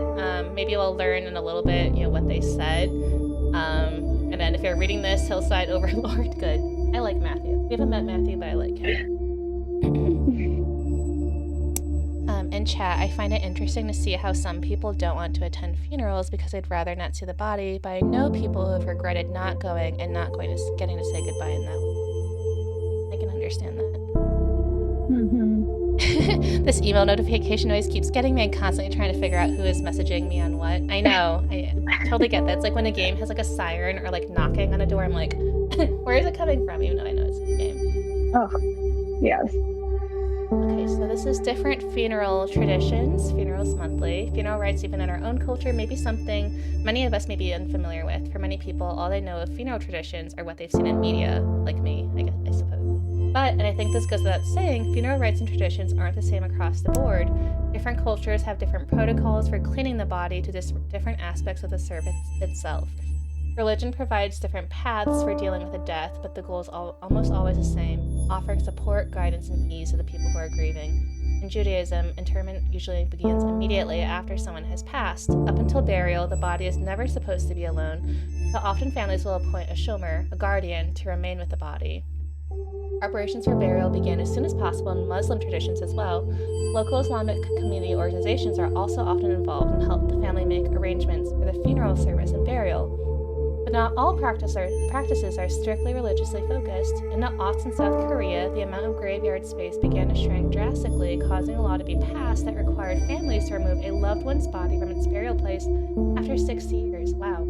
So many families began to cremate more often, but there's also companies that compress remains into beads in turquoise, pink, or black called death beads. This also occurs in North America, Europe, and Japan, but remains much more common in South Korea because of the space issue in graveyards and the expenses of cremation. And not all practices are somber either. Ever hear of the turning of the bones, or Famadiana, a ritual by the Malagasy people of Madagascar? The Madiana has families return to an ancestral crypt, exhume the bodies wrapped in cloth before dancing with the bodies to lively music. This practice is a celebration, remembrance, and a way of keeping the deceased involved in family news. Death can be a difficult time for many people, but that doesn't mean there isn't a beauty in the ways we choose to honor and celebrate artists. Cass, I'd love to get your thoughts on that. Yeah, no, this is, I love seeing the multicultural aspect of it all. This is the direction I initially wanted to go with my thesis for the Comstock, considering the location, but it just wasn't possible with the sources that it wasn't possible in the time constraints and the sources that I had. But it's so interesting, and somebody in the comments earlier said like they love when funerals are considered a celebration of life, and that's very true for my family. When my grandmother passed away, we turned it into it was a massive celebration of the wonderful life she lived. We had mariachi, we had amazing food. It was just like such a warm and beautiful celebration and it was a testament to who she was. But I think, culturally, I think a lot of people would be kind of taken aback by that and like, oh, seems very disrespectful. You guys are laughing and dancing and having so much fun. But it's just a beautiful reminder that we all just mourn so differently. And I love what the little information they gave about the space and the jewelry and how people adapt to kind of like what is happening around them and how that can change the way that we mourn. And we see that, we definitely saw that in the height of 2020, which was when I started all of this research for my master's program. So it's interesting to see how people adapt and change to circumstance. Absolutely. Friend Jen, into, I don't know if we'll read this out loud, but there's a death cafe. So, absolutely. Death cafe movement. I believe that they still host these. A death cafe? The Order of the Good Death. Yeah. Okay. Mm-hmm. Yeah, can you tell us more? Or maybe other people, feel free to look up Death Cafe. Really interesting. Yeah, no, it is essentially what you would imagine, like people getting together for like a cafe in like the 20s or something of that sort. It's like a celebration or like it's more of like an intellectual conversation, a place where you can have these like, kind of open-ended conversations on a specific topic, and they host them all over the country and I'm sure internationally. Really cool. Yeah, I've never heard one. I'm gonna look it up. Okay, so this is our new overlord, Chad. Chad Grant. Okay, so there was a bike accident. Chad. Below are the details for our next client. Oh, she's calling me Charlotte, not Charlie. Charlotte. Ooh. Already not calling me by my name. Ensure you follow the requested specifications exactly. After you are done, I will review your work in order to properly evaluate you at the end of the month. Okay, so, all right. Even the signature lines are so business focused. Mm-hmm. All the others were just, Amy's was, she had the name of the organization, but it didn't feel so like, oh, I'm the CEO. Yeah. It's like a little bit more removed, right? We're just sort of one of many. Yeah. I'm a little bit stressed out. They're reviewing my work. So I'm like, do I have to do things in a certain way or watching? Gosh. It's Angry Ostrich said, there's a deathcafe.com even, the more you know. A death cafe is a scheduled non-profit get-together for the purpose of talking about death over food and drink, usually tea and cake.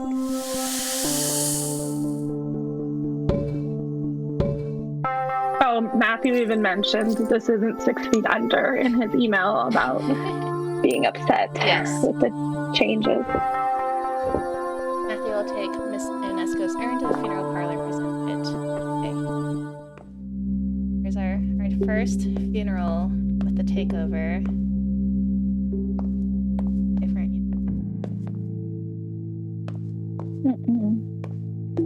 Should we do a vigil at the spot? Careless drivers, I swear to God.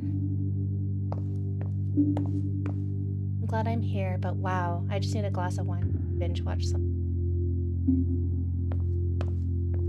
I have to go through all of her things. How am I supposed to decide what to keep?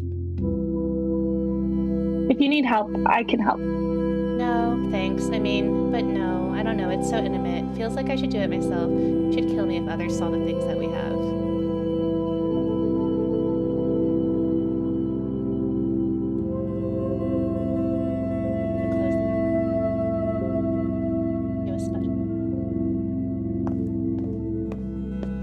So glad it was a cremation. Okay. I would have lost it since the body.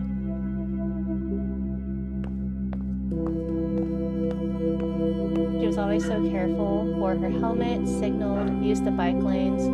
Asshole drivers, they need to pay attention. Have you heard what's happening to the driver? No, I haven't wanted to ask Leah. This has been hard enough on them without asking about the legal ramifications of all this. Yeah, after all this, let's see what we can do to help them. Shouldn't deal with the death of their partner all by themselves. And again, I'm just thinking, right, this is all based on like real experiences or people that the game created. wow.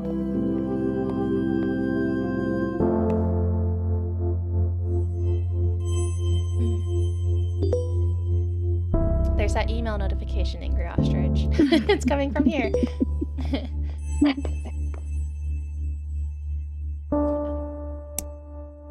Okay, code and conduct. I'm just going to briefly summarize this. There's a required uniform and strict dress code now. No tattoos. Consider the opportunity to upsell. Always encourage them to purchase a higher quality package. I already feel gross like reading this, right? Like we're trying to like take advantage of people after food is no longer allowed to be brought in. Instead, encourage them to purchase a premium sandwich and appetizer food package. I know, I'm already angry too. Matthew, yes, I will grab a drink with you and grab a beer after work. I can be both hungry and angry, and no, I will not say hangry ever. Hangry is one of my favorite words. I have a pair of socks that say hangry. That's how much I love the word hangry. I get hangry, and yeah, it is not pretty. Curious Kong says, I find that feeling of abiding by the wishes of what the past would have wanted in life super interesting. It's come up so many times in various ways already in this game. Yeah, absolutely. Thank you for sharing that. Okay. Do you want to read this one? This Oh yeah. The appeal of a home funeral is apparent for many, especially if the deceased was somebody very close to you. The idea of keeping them at home until they are ready to be buried or cremated can be comforting. It wasn't that long ago that we were taking care of our own deceased, but nowadays people are quick to pass off their loved ones to a funeral home. Most families aren't given the option and assume it's mandatory. Funeral homes will almost always prepare the deceased using embalming and other methods to make them appear more alive. But isn't this process counterintuitive to the grieving process? Being around the deceased allows the bereaved to spend a longer period of time with their loved ones' bodies, which can help them mourn or give opportunities to family members and friends to see the deceased one last time before they are taken to be buried or cremated. The idea of keeping the deceased body at home might sound gross, but it's important to understand that decomposition takes a long time, and you can further slow this process by keeping your home cool and dry. To be around your loved ones and see them decay naturally is an important part of the grieving process. Home funerals aren't just more intimate, but they're economical. A traditional funeral, complete with body preparation, service, flowers, cards, and many other hidden costs and fees, can cost upwards to $7,000 to $10,000. When you're able to take care of your loved one yourself, to wash and dress them, and to organize their viewing from home, the only cost remaining is entirely in the cremation or burial itself. However, it's important to understand that different rules apply given on what state you live in. In all states, it's legal to have your own loved ones' bodies at home after they die. States like Alabama, Connecticut, Illinois, Indiana, Louisiana, Michigan, Nebraska, New Jersey, and New York require a funeral director's involvement, from signing the death certificate to overseeing burial or cremation. If this is a route you decide to go for yourself or your loved ones, make sure you follow everything by the book. Just know that this may be an option available to you and your loved ones if you so choose. Yeah, that's maybe we'll talk about it a little bit later, but this was historically how it's always been taken care of until what we often call the American invention of death, and just like the changing styles of what turned into a business of death eventually. So I love that they're advocating for this, because it's been done this way for hundreds, thousands of years. So and it's so right, they're upfront about the cost. I feel like a lot of people don't talk about the costs of how much it takes for funerals, and all the things that comes afterwards. So absolutely.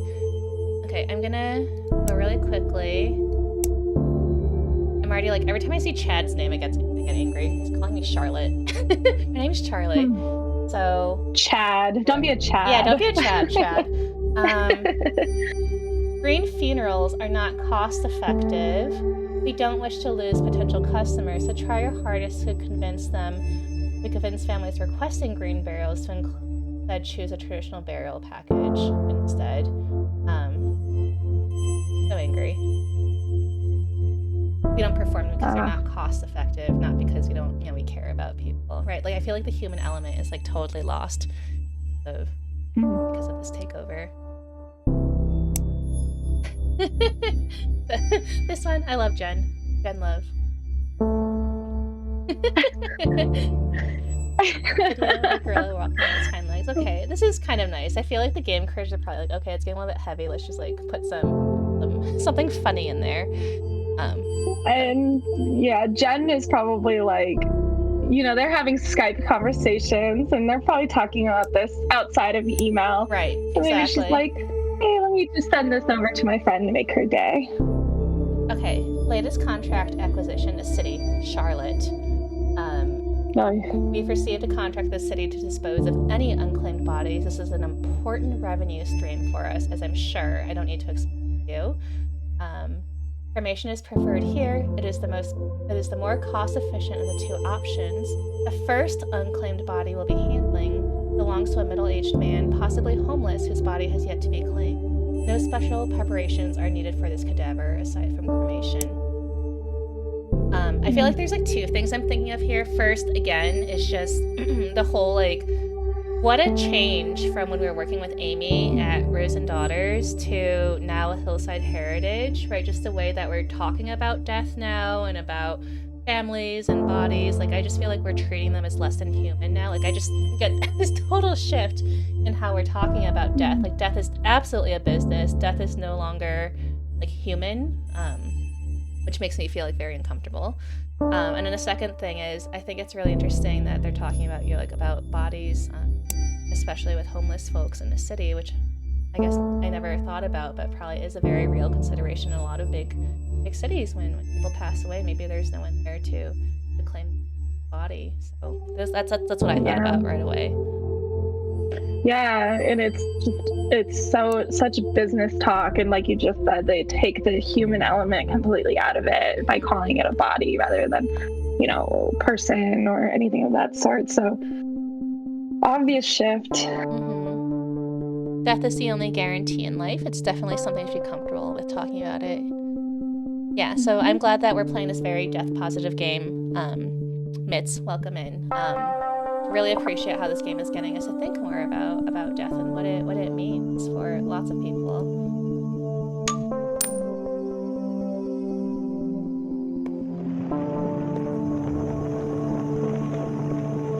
I feel like the game creators thought very hard when they named Chad. They're like, yeah, we're gonna call him Chad. I know.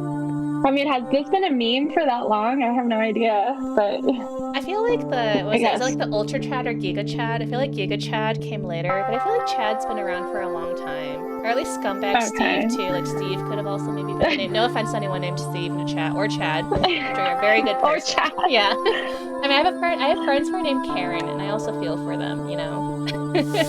Yes, Karen absolutely.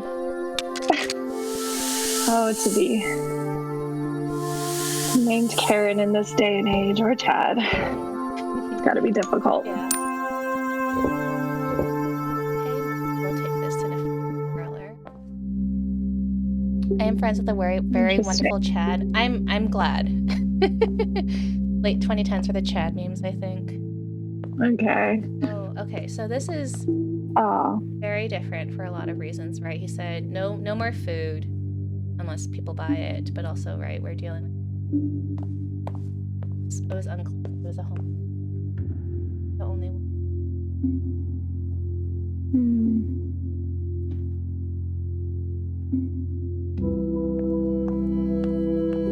Yeah, it's very different. Yeah. I kind of wanted to. I do like. I mean, they still put out flowers. It seems so. It was very sweet of Matt. I did kind of feel like I wanted to take more time. Pause and.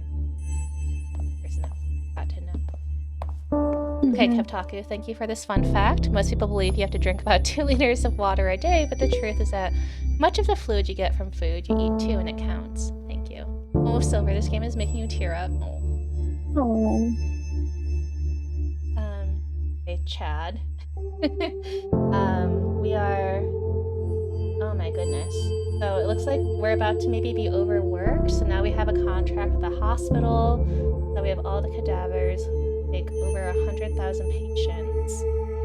I don't know if we can deal with that because I feel like, is it a matter now of like moving bodies through quickly and no longer giving them care and attention? I'd be very curious. And I also wanted to show that, I know I haven't clicked too much into websites, but I wonder if, Interesting. yeah, it was. I wonder, maybe one of the emails will just say, I don't know if our website went away or what happened, but our website's no longer there.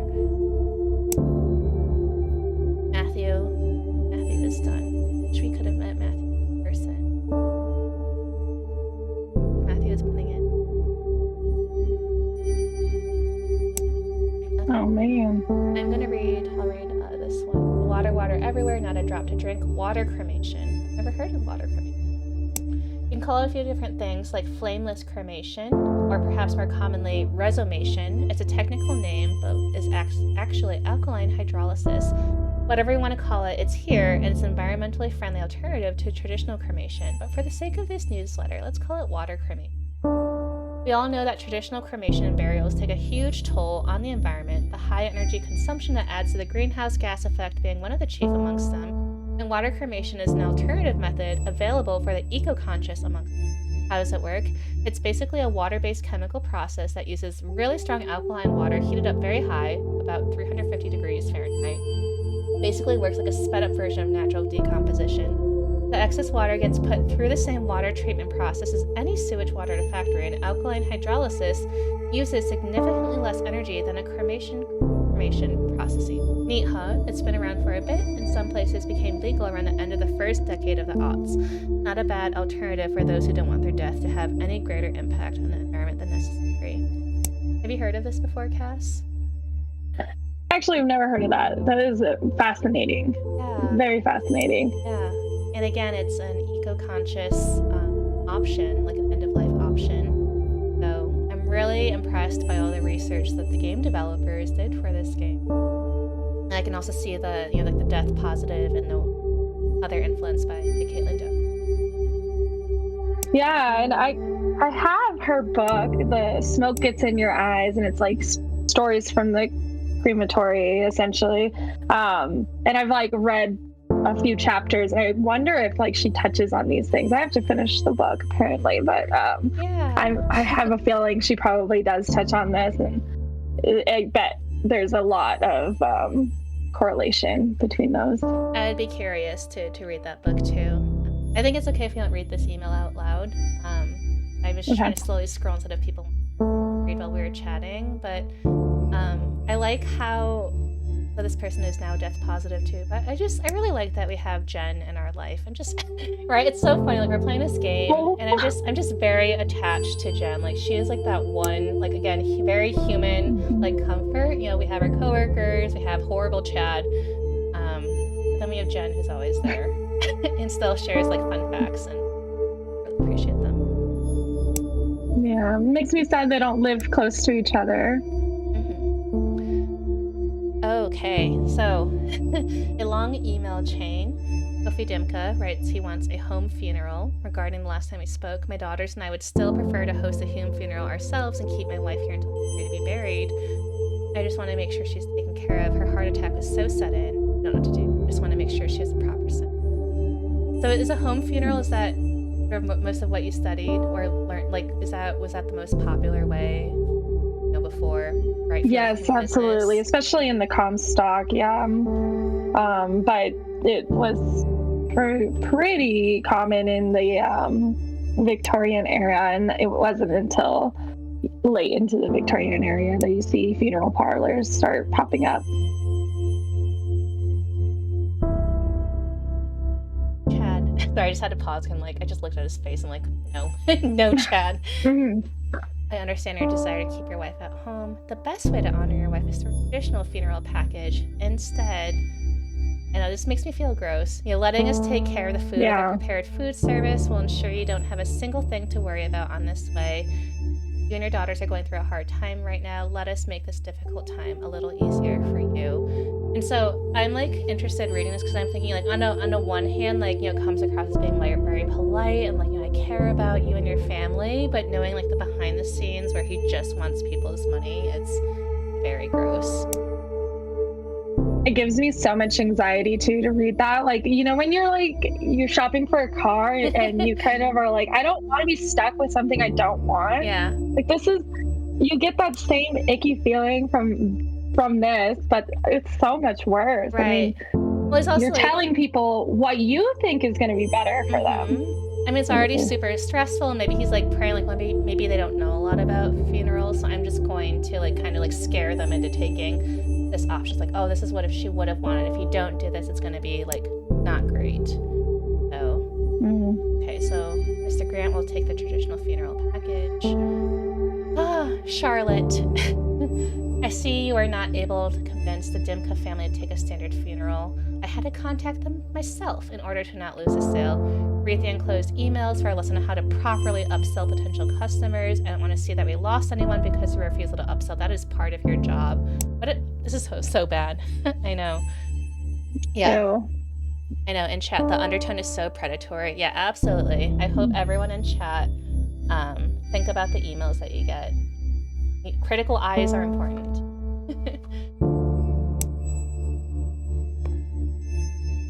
Wow.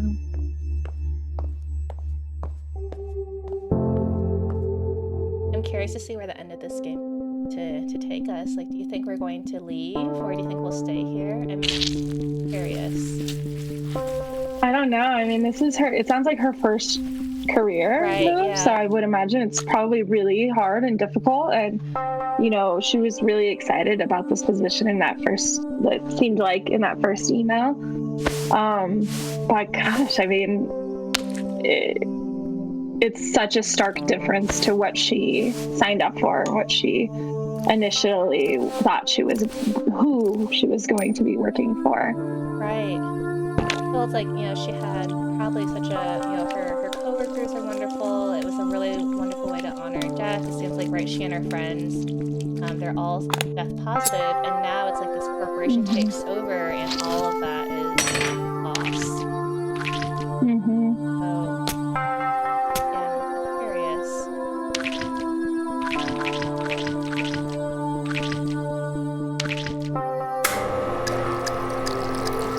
I like that the messaging of this game is, being death positive is really like, it's not necessarily like taking the humanity out of it and just kind of being like, oh, whatever, it's just a normal part of life, it's just death. But it's like really like driving home the fact that we're dealing with people and we should honor them, and we can have a little bit of funny banter here and there about different ways to process these things, but at the end of the day, everybody at this when it was ran by Amy, seemed like they really cared about the people that came to them. So I like that it's focused on that.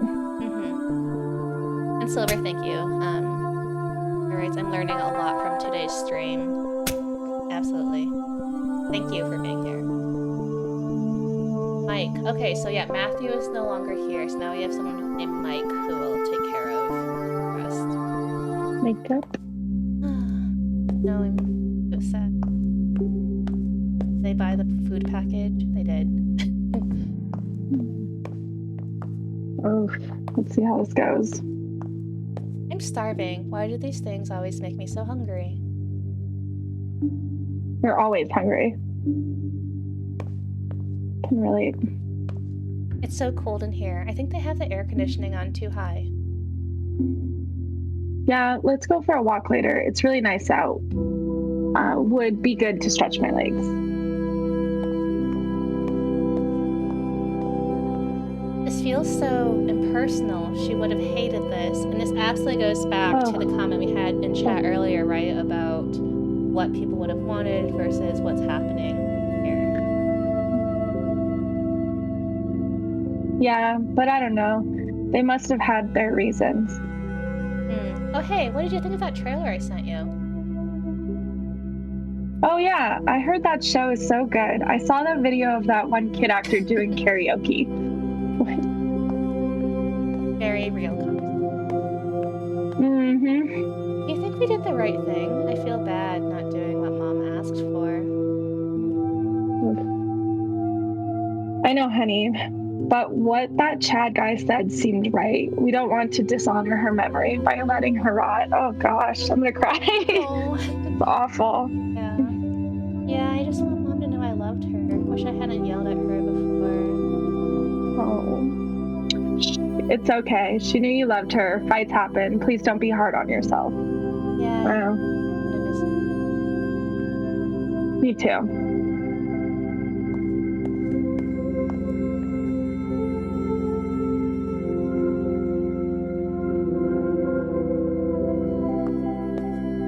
Gosh. I know. They felt so guilted, and now they're like, we're not sure if we're even doing the right thing by her, which, oh gosh. Yeah. Oh, interesting. Oh, Scene who's change. this?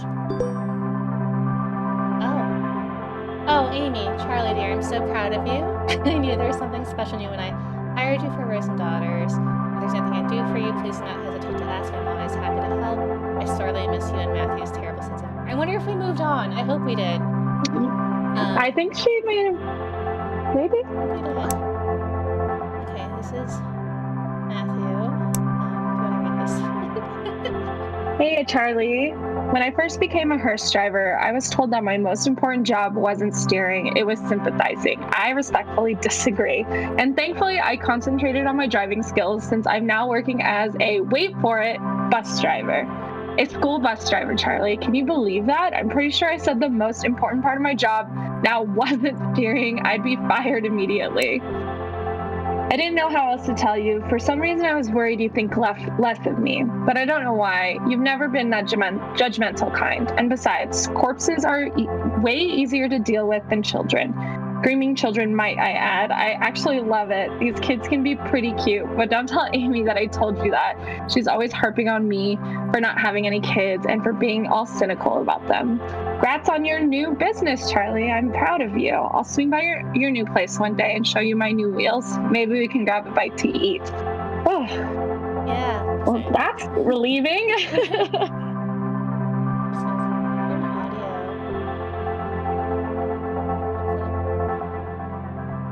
I think we're at the end of the game here, though. Okay. Congratulations on your new business. We have a new business. Oh, we left. I'm so glad. Okay, so Love it. Jen, who is always there for us. I think I saw our wine intake saw a bazillion% increase. You've stuck through it all like a champ. And I like how she says the PS. Have you heard about these green burial pods? When I find a link on my 1 million open tabs, I'll shoot it over to you.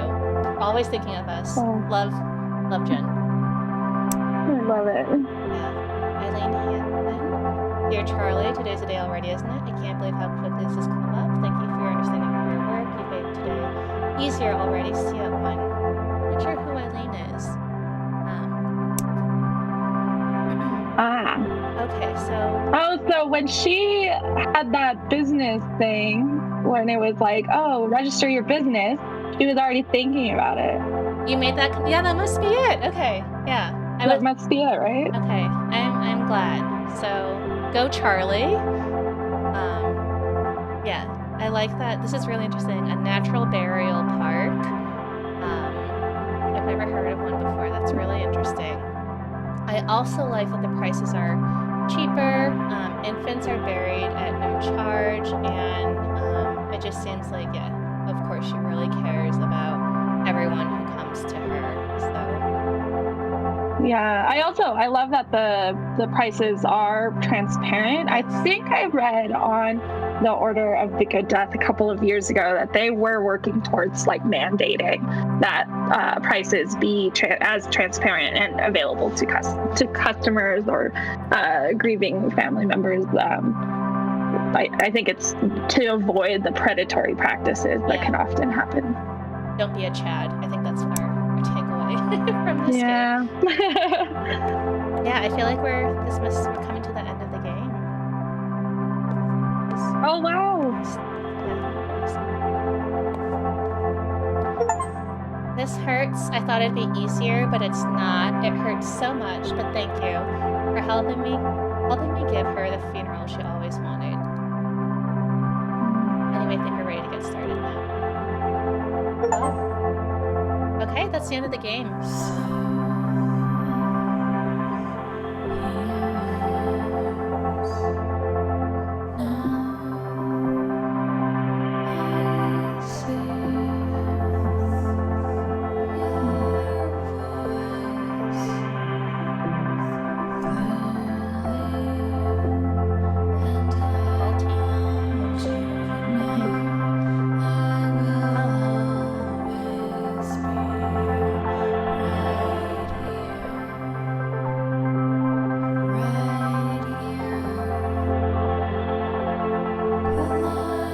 Yeah, I'd be curious to hear what people thought of this game in the chat. I know this is like very unlike a lot of other games people usually play. Oh, I love that they have a pet section. Again, totally narrative and story driven, and about a topic that a lot of people don't always discuss or bring up every day. So I really appreciate that they made this. Ontario Arts Council. Cass. All right, so this I love perfect that transition. so much. Yeah. So I think what we're gonna do, we're just gonna take a very brief break. Let's take like a 3-minute break or 5-minute break. We'll come back when we're done stretching and hydrating. But what we're gonna do is take a break and then come back to the stream, and then we'll just close out by maybe chatting with Cass for like kind of like 15 or 20 minutes, just about your work at the Arts Council. Maybe your thoughts about the game, other things, if anyone else has any questions for you. But I just had such an experience with you and everyone else here. Like, wow. what a what a game. What a story. I know. And I know it can be like kind of heavy, and I almost cried like twice, but this is kind of just the nature of, talking about death. And I think, it's a fair reminder to say like it's okay to cry. We're talking about human lives and our own experiences. So yeah, thank you for bearing with me. All right, so we'll be right back. Don't go anywhere. I mean, if you have to go somewhere, totally go, where you need to be, but we'll be back in just a couple of minutes. So again, stand up and stretch, go hydrate, and we'll be right back.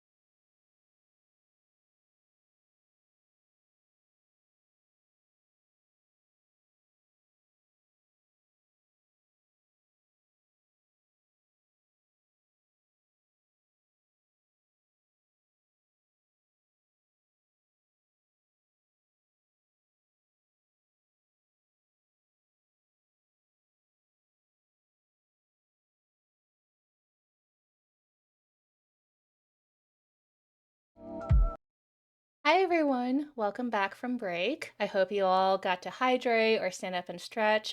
For those of you who watched the first part of our program with us, really appreciate you going through this, kind of, I don't know if it's full circle, but just this journey of, being a recent graduate, joining this funeral home all the way to, quitting and starting our own business and just all the things that we learned along the way. So I really appreciate everyone joining us on that journey. Cass, I would love to hear more about your impressions of the game. And again, this is sort of the moment in our program where we would love any questions from the chat, about Cass's work, about her research. We would love to hear from you. So please don't be shy if you want to type in our chat. Oh, you are. Fascinating. And somebody in the chat had actually stated it. Um, I appreciate how it foregrounds the human experience of being a death professional. And one, I fully agree, and that like related so well to this game. And when, I know we have a lot of folklorists in the group today, and I think it's a really interesting perspective as well from being a death professional within the humanities, because at the very core of it all, we're always talking about the human experience and the human element. And sometimes you kind of feel I mean, it could just be me, but sometimes there feels to be like a little bit of a disconnect between the hard sciences and what we call, often like the soft sciences as the humanities. But we see that even in the hard sciences, they're having these very real conversations. And that newsletter was a prime example of why, like the humanities and talking about what it means to be a person and to have feelings and how to interact with other people is so vital for often every aspect of business and every career field.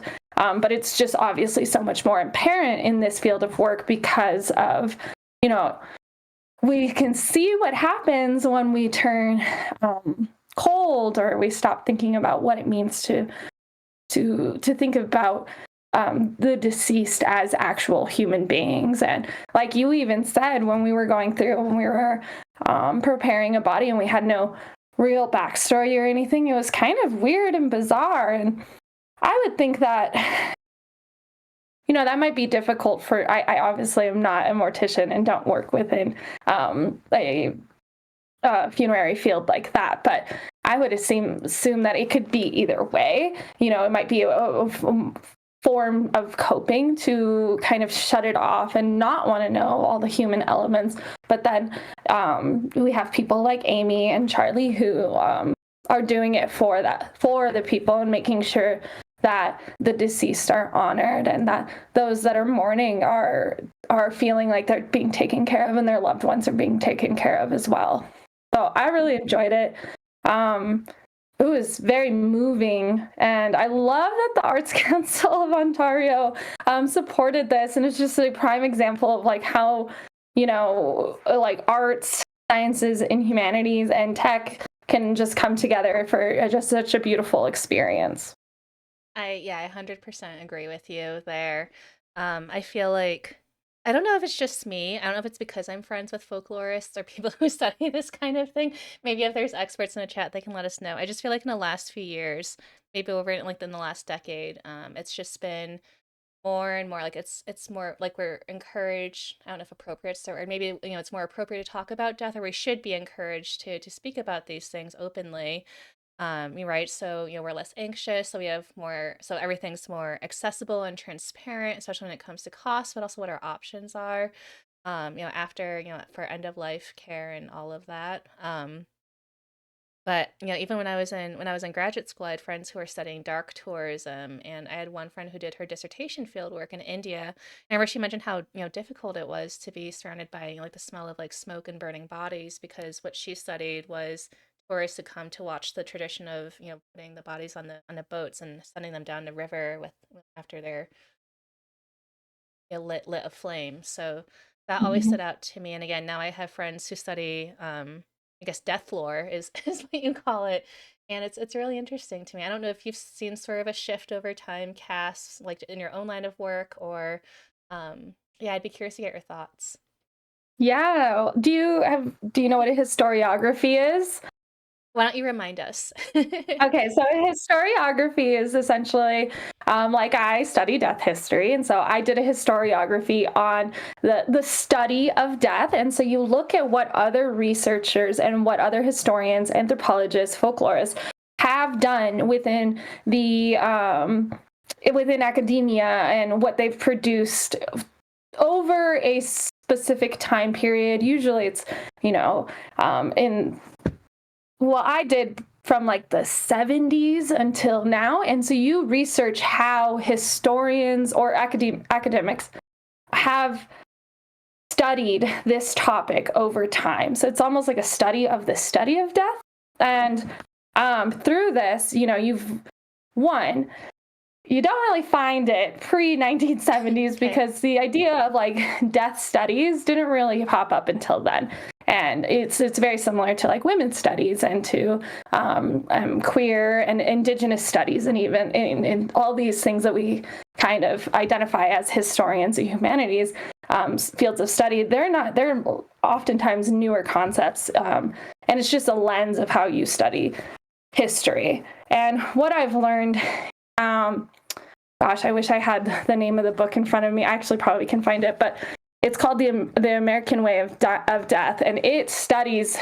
It's one of the first books, and it studies that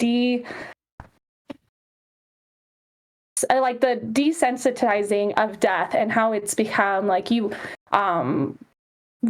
went from dying in your home and having funerals within your home to dying in a hospital and then immediately going into a funeral home. And it kind of removes that like personal, human almost element, and you kind of hand it off to somebody else. And it talks widely about that shift in American culture. And you see that starts happening, especially pretty heavily in with the more and more hospitals and sciences in the mid 20th century, so like the 1950s, 60s, 70s, and there's been a cultural shift, but that cultural shift is also once again being shifted because of the conversations about death positivity and death studies, and just us as a culture in as a whole, and the way that we consider and deal with it. So I definitely think that there's been changes, and especially like with the Order of the Good Death is a massive example of that. But there's definite changes in the way that we talk about and deal with death. And I think it's even more prevalent since, or maybe not prevalent, but I think it's even more important in light of the pandemic and everything that we experienced, because it was such a different experience than what we were experiencing even like a year prior to that. So, yeah. Yeah. I mean, That's a even long way to say, yes, there's a change. Well, I mean, I was going to say, even among us today, right? I think we have a lot of students, as you said, even maybe some folklorists who are studying this topic in class. So, again, don't be shy if you want to like share what your class is or what you've been learning. We'd love to Mhm. hear from you. But the fact that this is being taught in schools and in, creative ways, whether it's, the expressive culture of death or just like mourning culture, like all of this, I feel like I didn't know about when I was younger. I didn't know these things. So it's kind of, I love my job working for Nevada Humanities because I get to learn that, oh, these are fields of study, or this is a thing that someone can write about or talk more about, which is really lovely. And also thank you, Silver, for all of your comments in the chat about, how the game creators treated death and the funeral. So I agree with you there. Cass, I wanted to ask you, I like to ask everyone who appears on our program for the first time kind of their origin story. And Oh, for you, I guess it's kind of a double thing. I would love to know, first of all, like, what brought you to history and public history and your interest in, this field. Because as you said, not a lot of people are, or you get this like funny reaction like, oh, that's interesting, or oh, tell me more. So maybe like first, like that interest. And then I guess secondly, what brought you to the Nevada Arts Council? Because I feel like a lot of people don't think, oh, I'm going to study American history and work at an arts council. Maybe it's maybe more of a yeah. humanity. So I'd love to know the answer to both of those things. Yeah, well, I actually, when I was growing up in Las Vegas, I went to a career and technical academy. So I went to Northwest Career and Technical Academy, and I was a education major. So you have majors in high Yeah. school, and yeah, every single one of my classmates was like, I can't wait to teach kindergarten and all, like, the little kids and stuff. And I was like, I do not want that. Like, how do I get out of that? Like, please do not make me do that. At 16, I was fully aware that one, the kindergartners didn't like me. I wasn't like capable of doing like the baby voices and just being, I don't know, a kindergarten teacher, I guess. But I sat down with my teacher at the time and she was like, well, what subject do you love? Maybe you'd be like a secondary education teacher. Like, we'll have you shadow one of your teachers for the day and see like, their methodology and how they approach the topics and how the classes interact to it. And so I shadowed Mr. Dunning, who was my American history teacher. And it just like really opened me up to this like idea of one, teaching older students, and I was thankfully allowed to teach sixth graders at the time, but two, just like history as a career field and what that could look like for me. And it wasn't until I was in Dr. Clemente's class, who was on the board of Nevada Humanities, who really opened me up to the world of public history. And I was a secondary education major at the time. And, I wasn't really like feeling that route for me, but I didn't really know what else was available to me. And she mentioned like, oh, there's so many things you can do with history if you think about it from a public perspective, like how valuable the humanities are to society. One, there's like curriculum building, there's museums, there's, you could be advisors. She like was really cool, and she did like clothing and fashion consultation for the Great Gatsby film that came out in the 2010s or Super whatever. cool. Yeah, she's a really awesome person, and shout out Dr. Clemente. She was probably the one person like real drive behind me to get my master's, and she had a huge hand in helping me apply for grad school and whatnot. But she just really opened my eyes, and at the time I was obsessed with fashion history as well, and so she kind of took me under her wing as like she was my mentor, and I applied for a scholarship to help research bloomers and bike riding at the turn of the century. And at the time, I was really focused on 20th century history. So I was like, ugh, 19th century, oh, like boring. And then I was just obsessed with it. Like, what's like this idea of pants and sports being such a catalyst for empowerment within women's history and whatnot.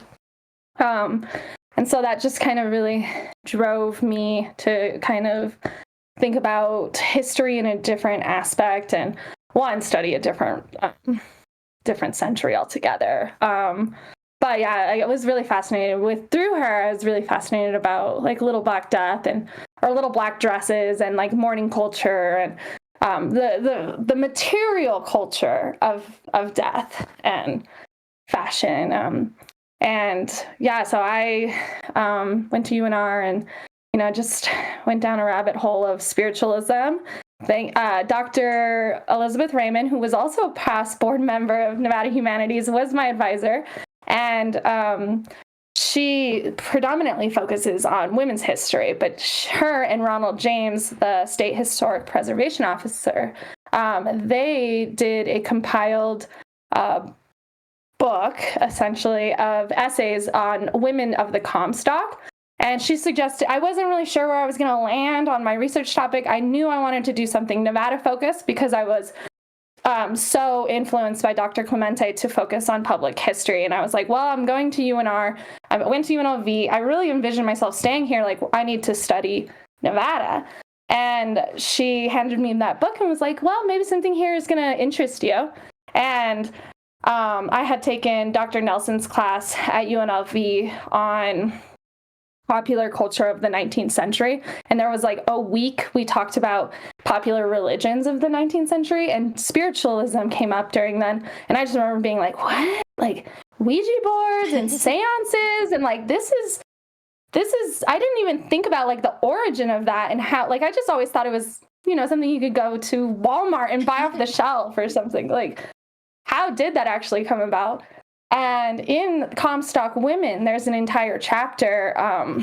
I wish I knew who had written it, but I believe it was someone within special collections at UNR, all about spiritualism in the Comstock. And I was just hooked from there on out. I wanted to know everything about it, like when and where seances were happening, because they were happening publicly, like within Piper's Opera House, the courthouses, in bars. Like, it was just so fascinating to me.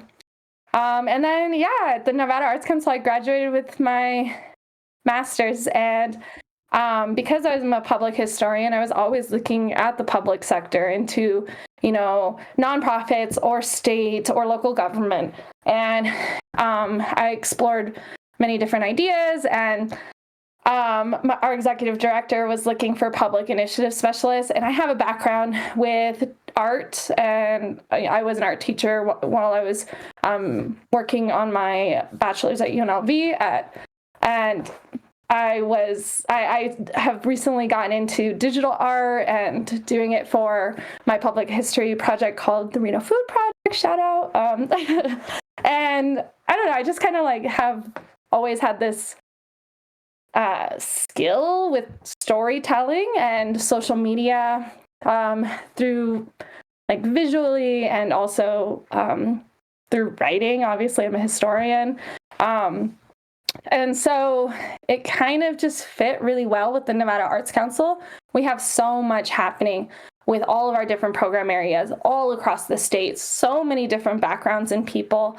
And we have like a rich but also quite complicated history. We have rural and metropolitan, and then we have, a deep history of indigenous peoples in what we call Nevada today.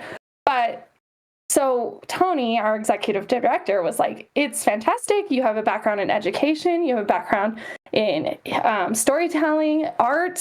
And you also understand a lot of what, I can't say I speak for, or I can understand everybody in the state of Nevada, but I have, a knowledge to be able to tell their stories and share their stories effectively. And so that's how I ended up at the Nevada Arts Council, and I'm very grateful because I have learned and met so many amazing people. And I have visited more parts of Nevada in the past like year and a half than I have ever in like the 20 years that I lived in Nevada. Mm-hmm. So, yeah. I mean, really, like, she's underplaying. Like, shout out to Cass. Yeah. Like, if you follow them on social media or have seen their website, she just does really tremendous work. Like, just from the time she was brought on, like, just really, really great. So go follow them on Thank you. Instagram or Facebook or anywhere you have social media if you haven't already.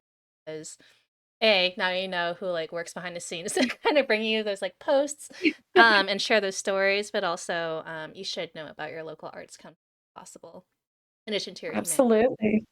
So yeah, thank you for sharing that. I love your history, your history of your history, and all the people who have shaped you along the way. That's just really lovely to hear. And just sometimes it just takes like, a few classes or a few people to just really make a difference. And they might not realize it at the time, but maybe like, you remember and the influence and the impact that they had on you. Absolutely. And, you want to choose your advisor well. People who are going to challenge you and who might terrify you a little bit. Like Dr. Raymond is one of the most, like, not scary at all, but just most intimidating because of her total confidence and the way that she just approaches things and how she's willing to tell you, hey, you're wrong. And yeah, I'm very grateful for her and Dr. Clemente and all my professors that I've had, because they've really like inspired me so much. I would be curious to know. I'm just like, this is, I guess, a tangent, or I'm like moving on from what we were just chatting about. But I've been thinking a lot about like professionalism in different organizations. So I was just at the National Humanities Conference this past week in Indianapolis, and this came up in a panel about, calling your state folklorist and how they can help your humanities councils. And in Nevada's case, actually, our state folklorist is based out of the Nevada Arts Council, Brad McMullen, who I do hope to have on our program soon. I love Brad so much. I hope I know he's not so. He's here, so but Brad, I love interesting. you. um, so I've just, and one of the questions that came up was just about, joining different societies like the American Folklore Society, Society for Ethnomusicology. I wasn't sure, like, I don't know if you ever went to like different conferences or if you ever joined in like societies for different kinds of like history or even like death studies. Because it, like you said at the Yeah. sort of the top of the hour, right, the way you heard of this game was through a conference. Is that what it was? Or Yeah, yeah. it's called Lifting the Lid. It's an international conference, happens once a year. And because it's international, it is predominantly online. I think they might have like cafes and stuff in person in very large cities across the world. But honestly, it's quite difficult. I'm sure, other people in, we might have students in this, but it costs a lot of money It to does. actually be a part of societies. And when you're just coming out of college and you're not sure what's worth it, like it's kind of hard. And so honestly, where I find a lot of information and I feel most connected is through social media. Like Kane Doty is she has an excellent like YouTube that I love watching, like Ask a Mortician. And it's just so informative. And then you go to the comments of these things and you end up like following people's Instagrams. I know you sent me your friend who's she's the death lorist on Yeah. Instagram. I started following him. I go out of my way, like if people are even slightly interested in death studies, I'm like, oh, an instant follow from me. Like I want to keep up with you. I want to know what you're like doing and researching. I think it's fascinating. Also, it's kind of like a small circle of people in an essence, but I am a part of like, public history and museum alliances and whatnot. Mhm. No, So, I really appreciate you sharing that because, like you said, sometimes money can be such a barrier to knowledge and networking and resources, but knowing that these are mhm. available, like on YouTube, like you said, you can watch Ask a Mortician, which I'm kind of want to do after this because the first I heard of it was when I was reading more about the game that we were playing today, but also, like you said, social media and just keeping up in those circles for I people also, who, I mean, yeah. I think it's important to note that I went to my master's I started in COVID in 2020. When you're supposed to be going to conferences and you're supposed to be networking with people in your field across the country, and you're supposed to be going to different facilities for research, and the university can often help fund that. Unfortunately, that wasn't allowed, and Yeah. it kind of is it's a shame, but I feel as if through Nevada Humanities and the Arts Council, I'm just constantly meeting people organically. That's working well. So No, I agree. I also, you're right. We get to travel. I love that we get to work with all sorts of different people. And actually, as you were speaking, unfortunately, I don't think this person's in a state anymore. I believe she moved. But when I was running our pandemic reflections series, Humanity's Heart to Heart, I believe we had someone in Las Vegas who I believe she did like grief counseling or like death counseling, and she just mm, had this like really moving blog post about like losing her brother and then just sort of like what it meant to talk about death during this time, and that was just really eye-opening. So you never mhm. know who you're gonna come across who shares the same interests as you need. I know. Actually, I've met somebody on my roller derby team who is in the process of becoming a death doula, which I thought was so fascinating. And I was like, we're going to be best Yeah, friends. no, share it. What's your roller derby name? Oh, I'm Hell Bunny. So yeah, it's a homage to my love for vintage fashion because Hell Bunny is a like vintage fashion Oh, okay. company and I whatnot. didn't know that. No, that's super cool. Also, it's a great name in general. So So, thank you. Yeah, everyone calls me Bunny. mhm. I didn't know death doulas were a thing. I guess I should have because there's, of course, Yes. doulas for the beginning of life. So why not the end of life? Reno White's podcast has interviewed some death doulas in Reno. So if you're Huh, interested in learning more, that's a great place to start. really good to know. Thank you. Mhm. I'm wondering, so as we sort of prepare to end our stream today, and again, thank you so much, everyone who, watched the game with us, who is interested in this topic, because again, I feel like it's very new to me. I know I have friends who are interested. I know Cass is interested, but all of this is like very new, so I'm definitely learning a ton. I'm wondering, Cass, is there anything you'd like to share about, the Nevada Arts Council? I'm switching topics a little bit here, but just for those who don't know, about who you are, what you do. I love promoting Nevada Humanities, of course, through this program, but I feel like you're like our sister organization, and of course, we've hosted Sapira Chirk on here before, who is your colleague and but I'd love for you to chat about, yeah, more about those stories at the Nevada Arts Council. And again, if anyone has any questions for Cass, please feel free to put in the chat. So, for those who don't know, the Nevada Arts Council is the sister agency of the National or of Nevada Humanities, who, their primary, like, I guess, beneficiary or whatever is National Endowment for the Humanities. We are the National Endowment for the Arts. Um, but we are the state agency that works with individual artists and organizations that are focused on arts, creativity, and culture. And we subgrant to them, we program, and we promote their events and help support them in any way necessary. Also, we provide a lot of professional development. Right now, as of tomorrow at 8 a.m., we are accepting nominations for our next state poet laureate, which is a pretty big deal. Gail Marie Palmeyer is our current state poet laureate, and she is finishing her tenure currently. So we're looking for any poets, and if you guys know anybody, definitely consider nominating them. It's an amazing position. It's a way to connect with communities across the state through poetry and the written word. So if you know anybody, send them to the Nevada Arts Council. But also tomorrow at 10 a.m., we are hosting our first ever Rural Arts Symposium, where we're taking three experts from rural communities across Nevada and having them share their experiences of what it's like to do programming in rural communities and some of their success stories, but also some of their challenges. And if you are somebody who is never left Las Vegas or Reno or has never even visited a rural community, I definitely suggest attending, because every time I meet with people from our rural communities, my own biases are completely thrown out the window. I learned so much about these communities. I'm genuinely excited about what's happening in like Tonopah and Goldfield, Baker, Winnemucca, like all these amazing places host so many interesting people with rich stories. So our symposium is going to be pretty cool tomorrow. And we'll be we actually do have people from Goldfield, Tonopah, and I believe Baker, which Baker is like, So teeny tiny. So like it's pretty cool to have this.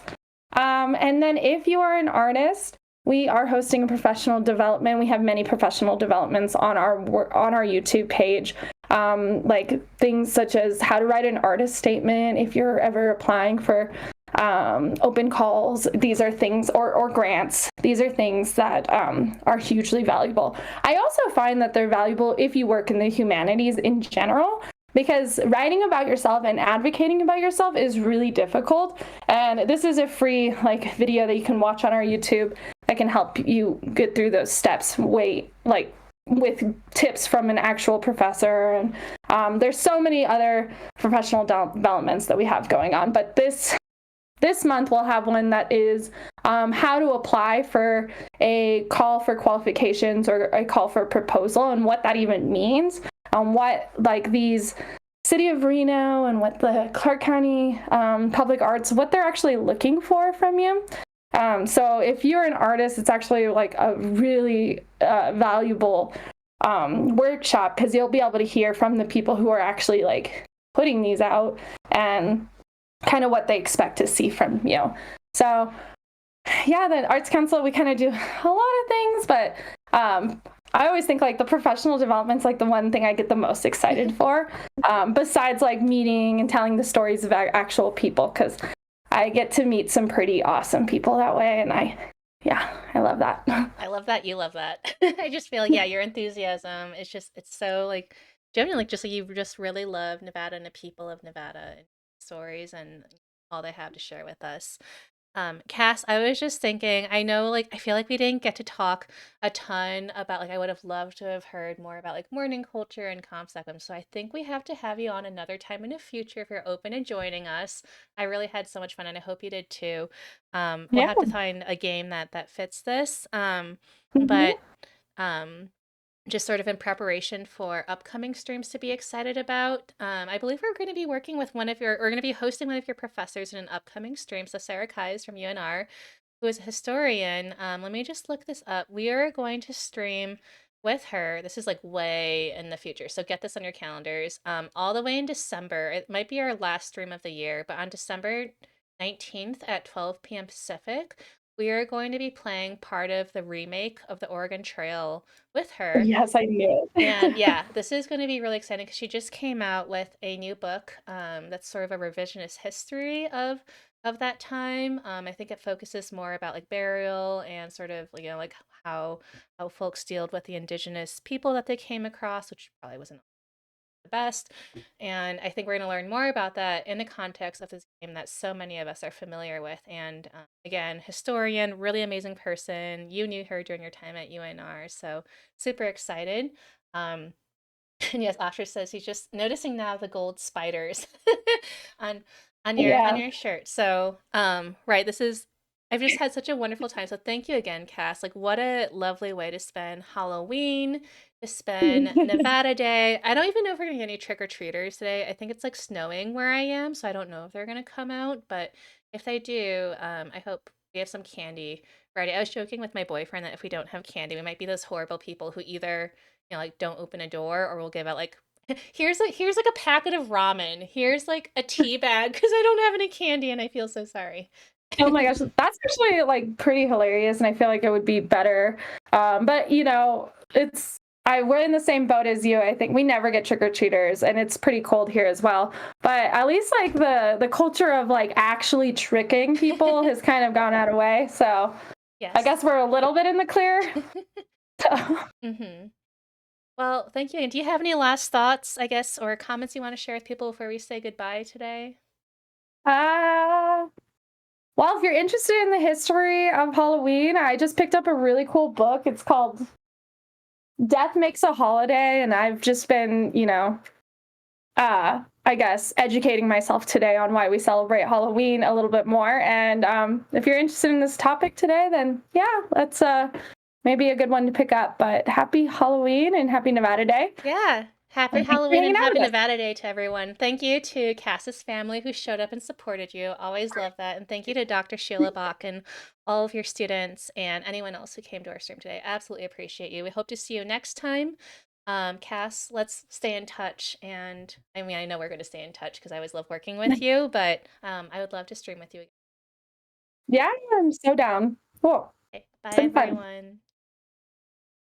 everyone.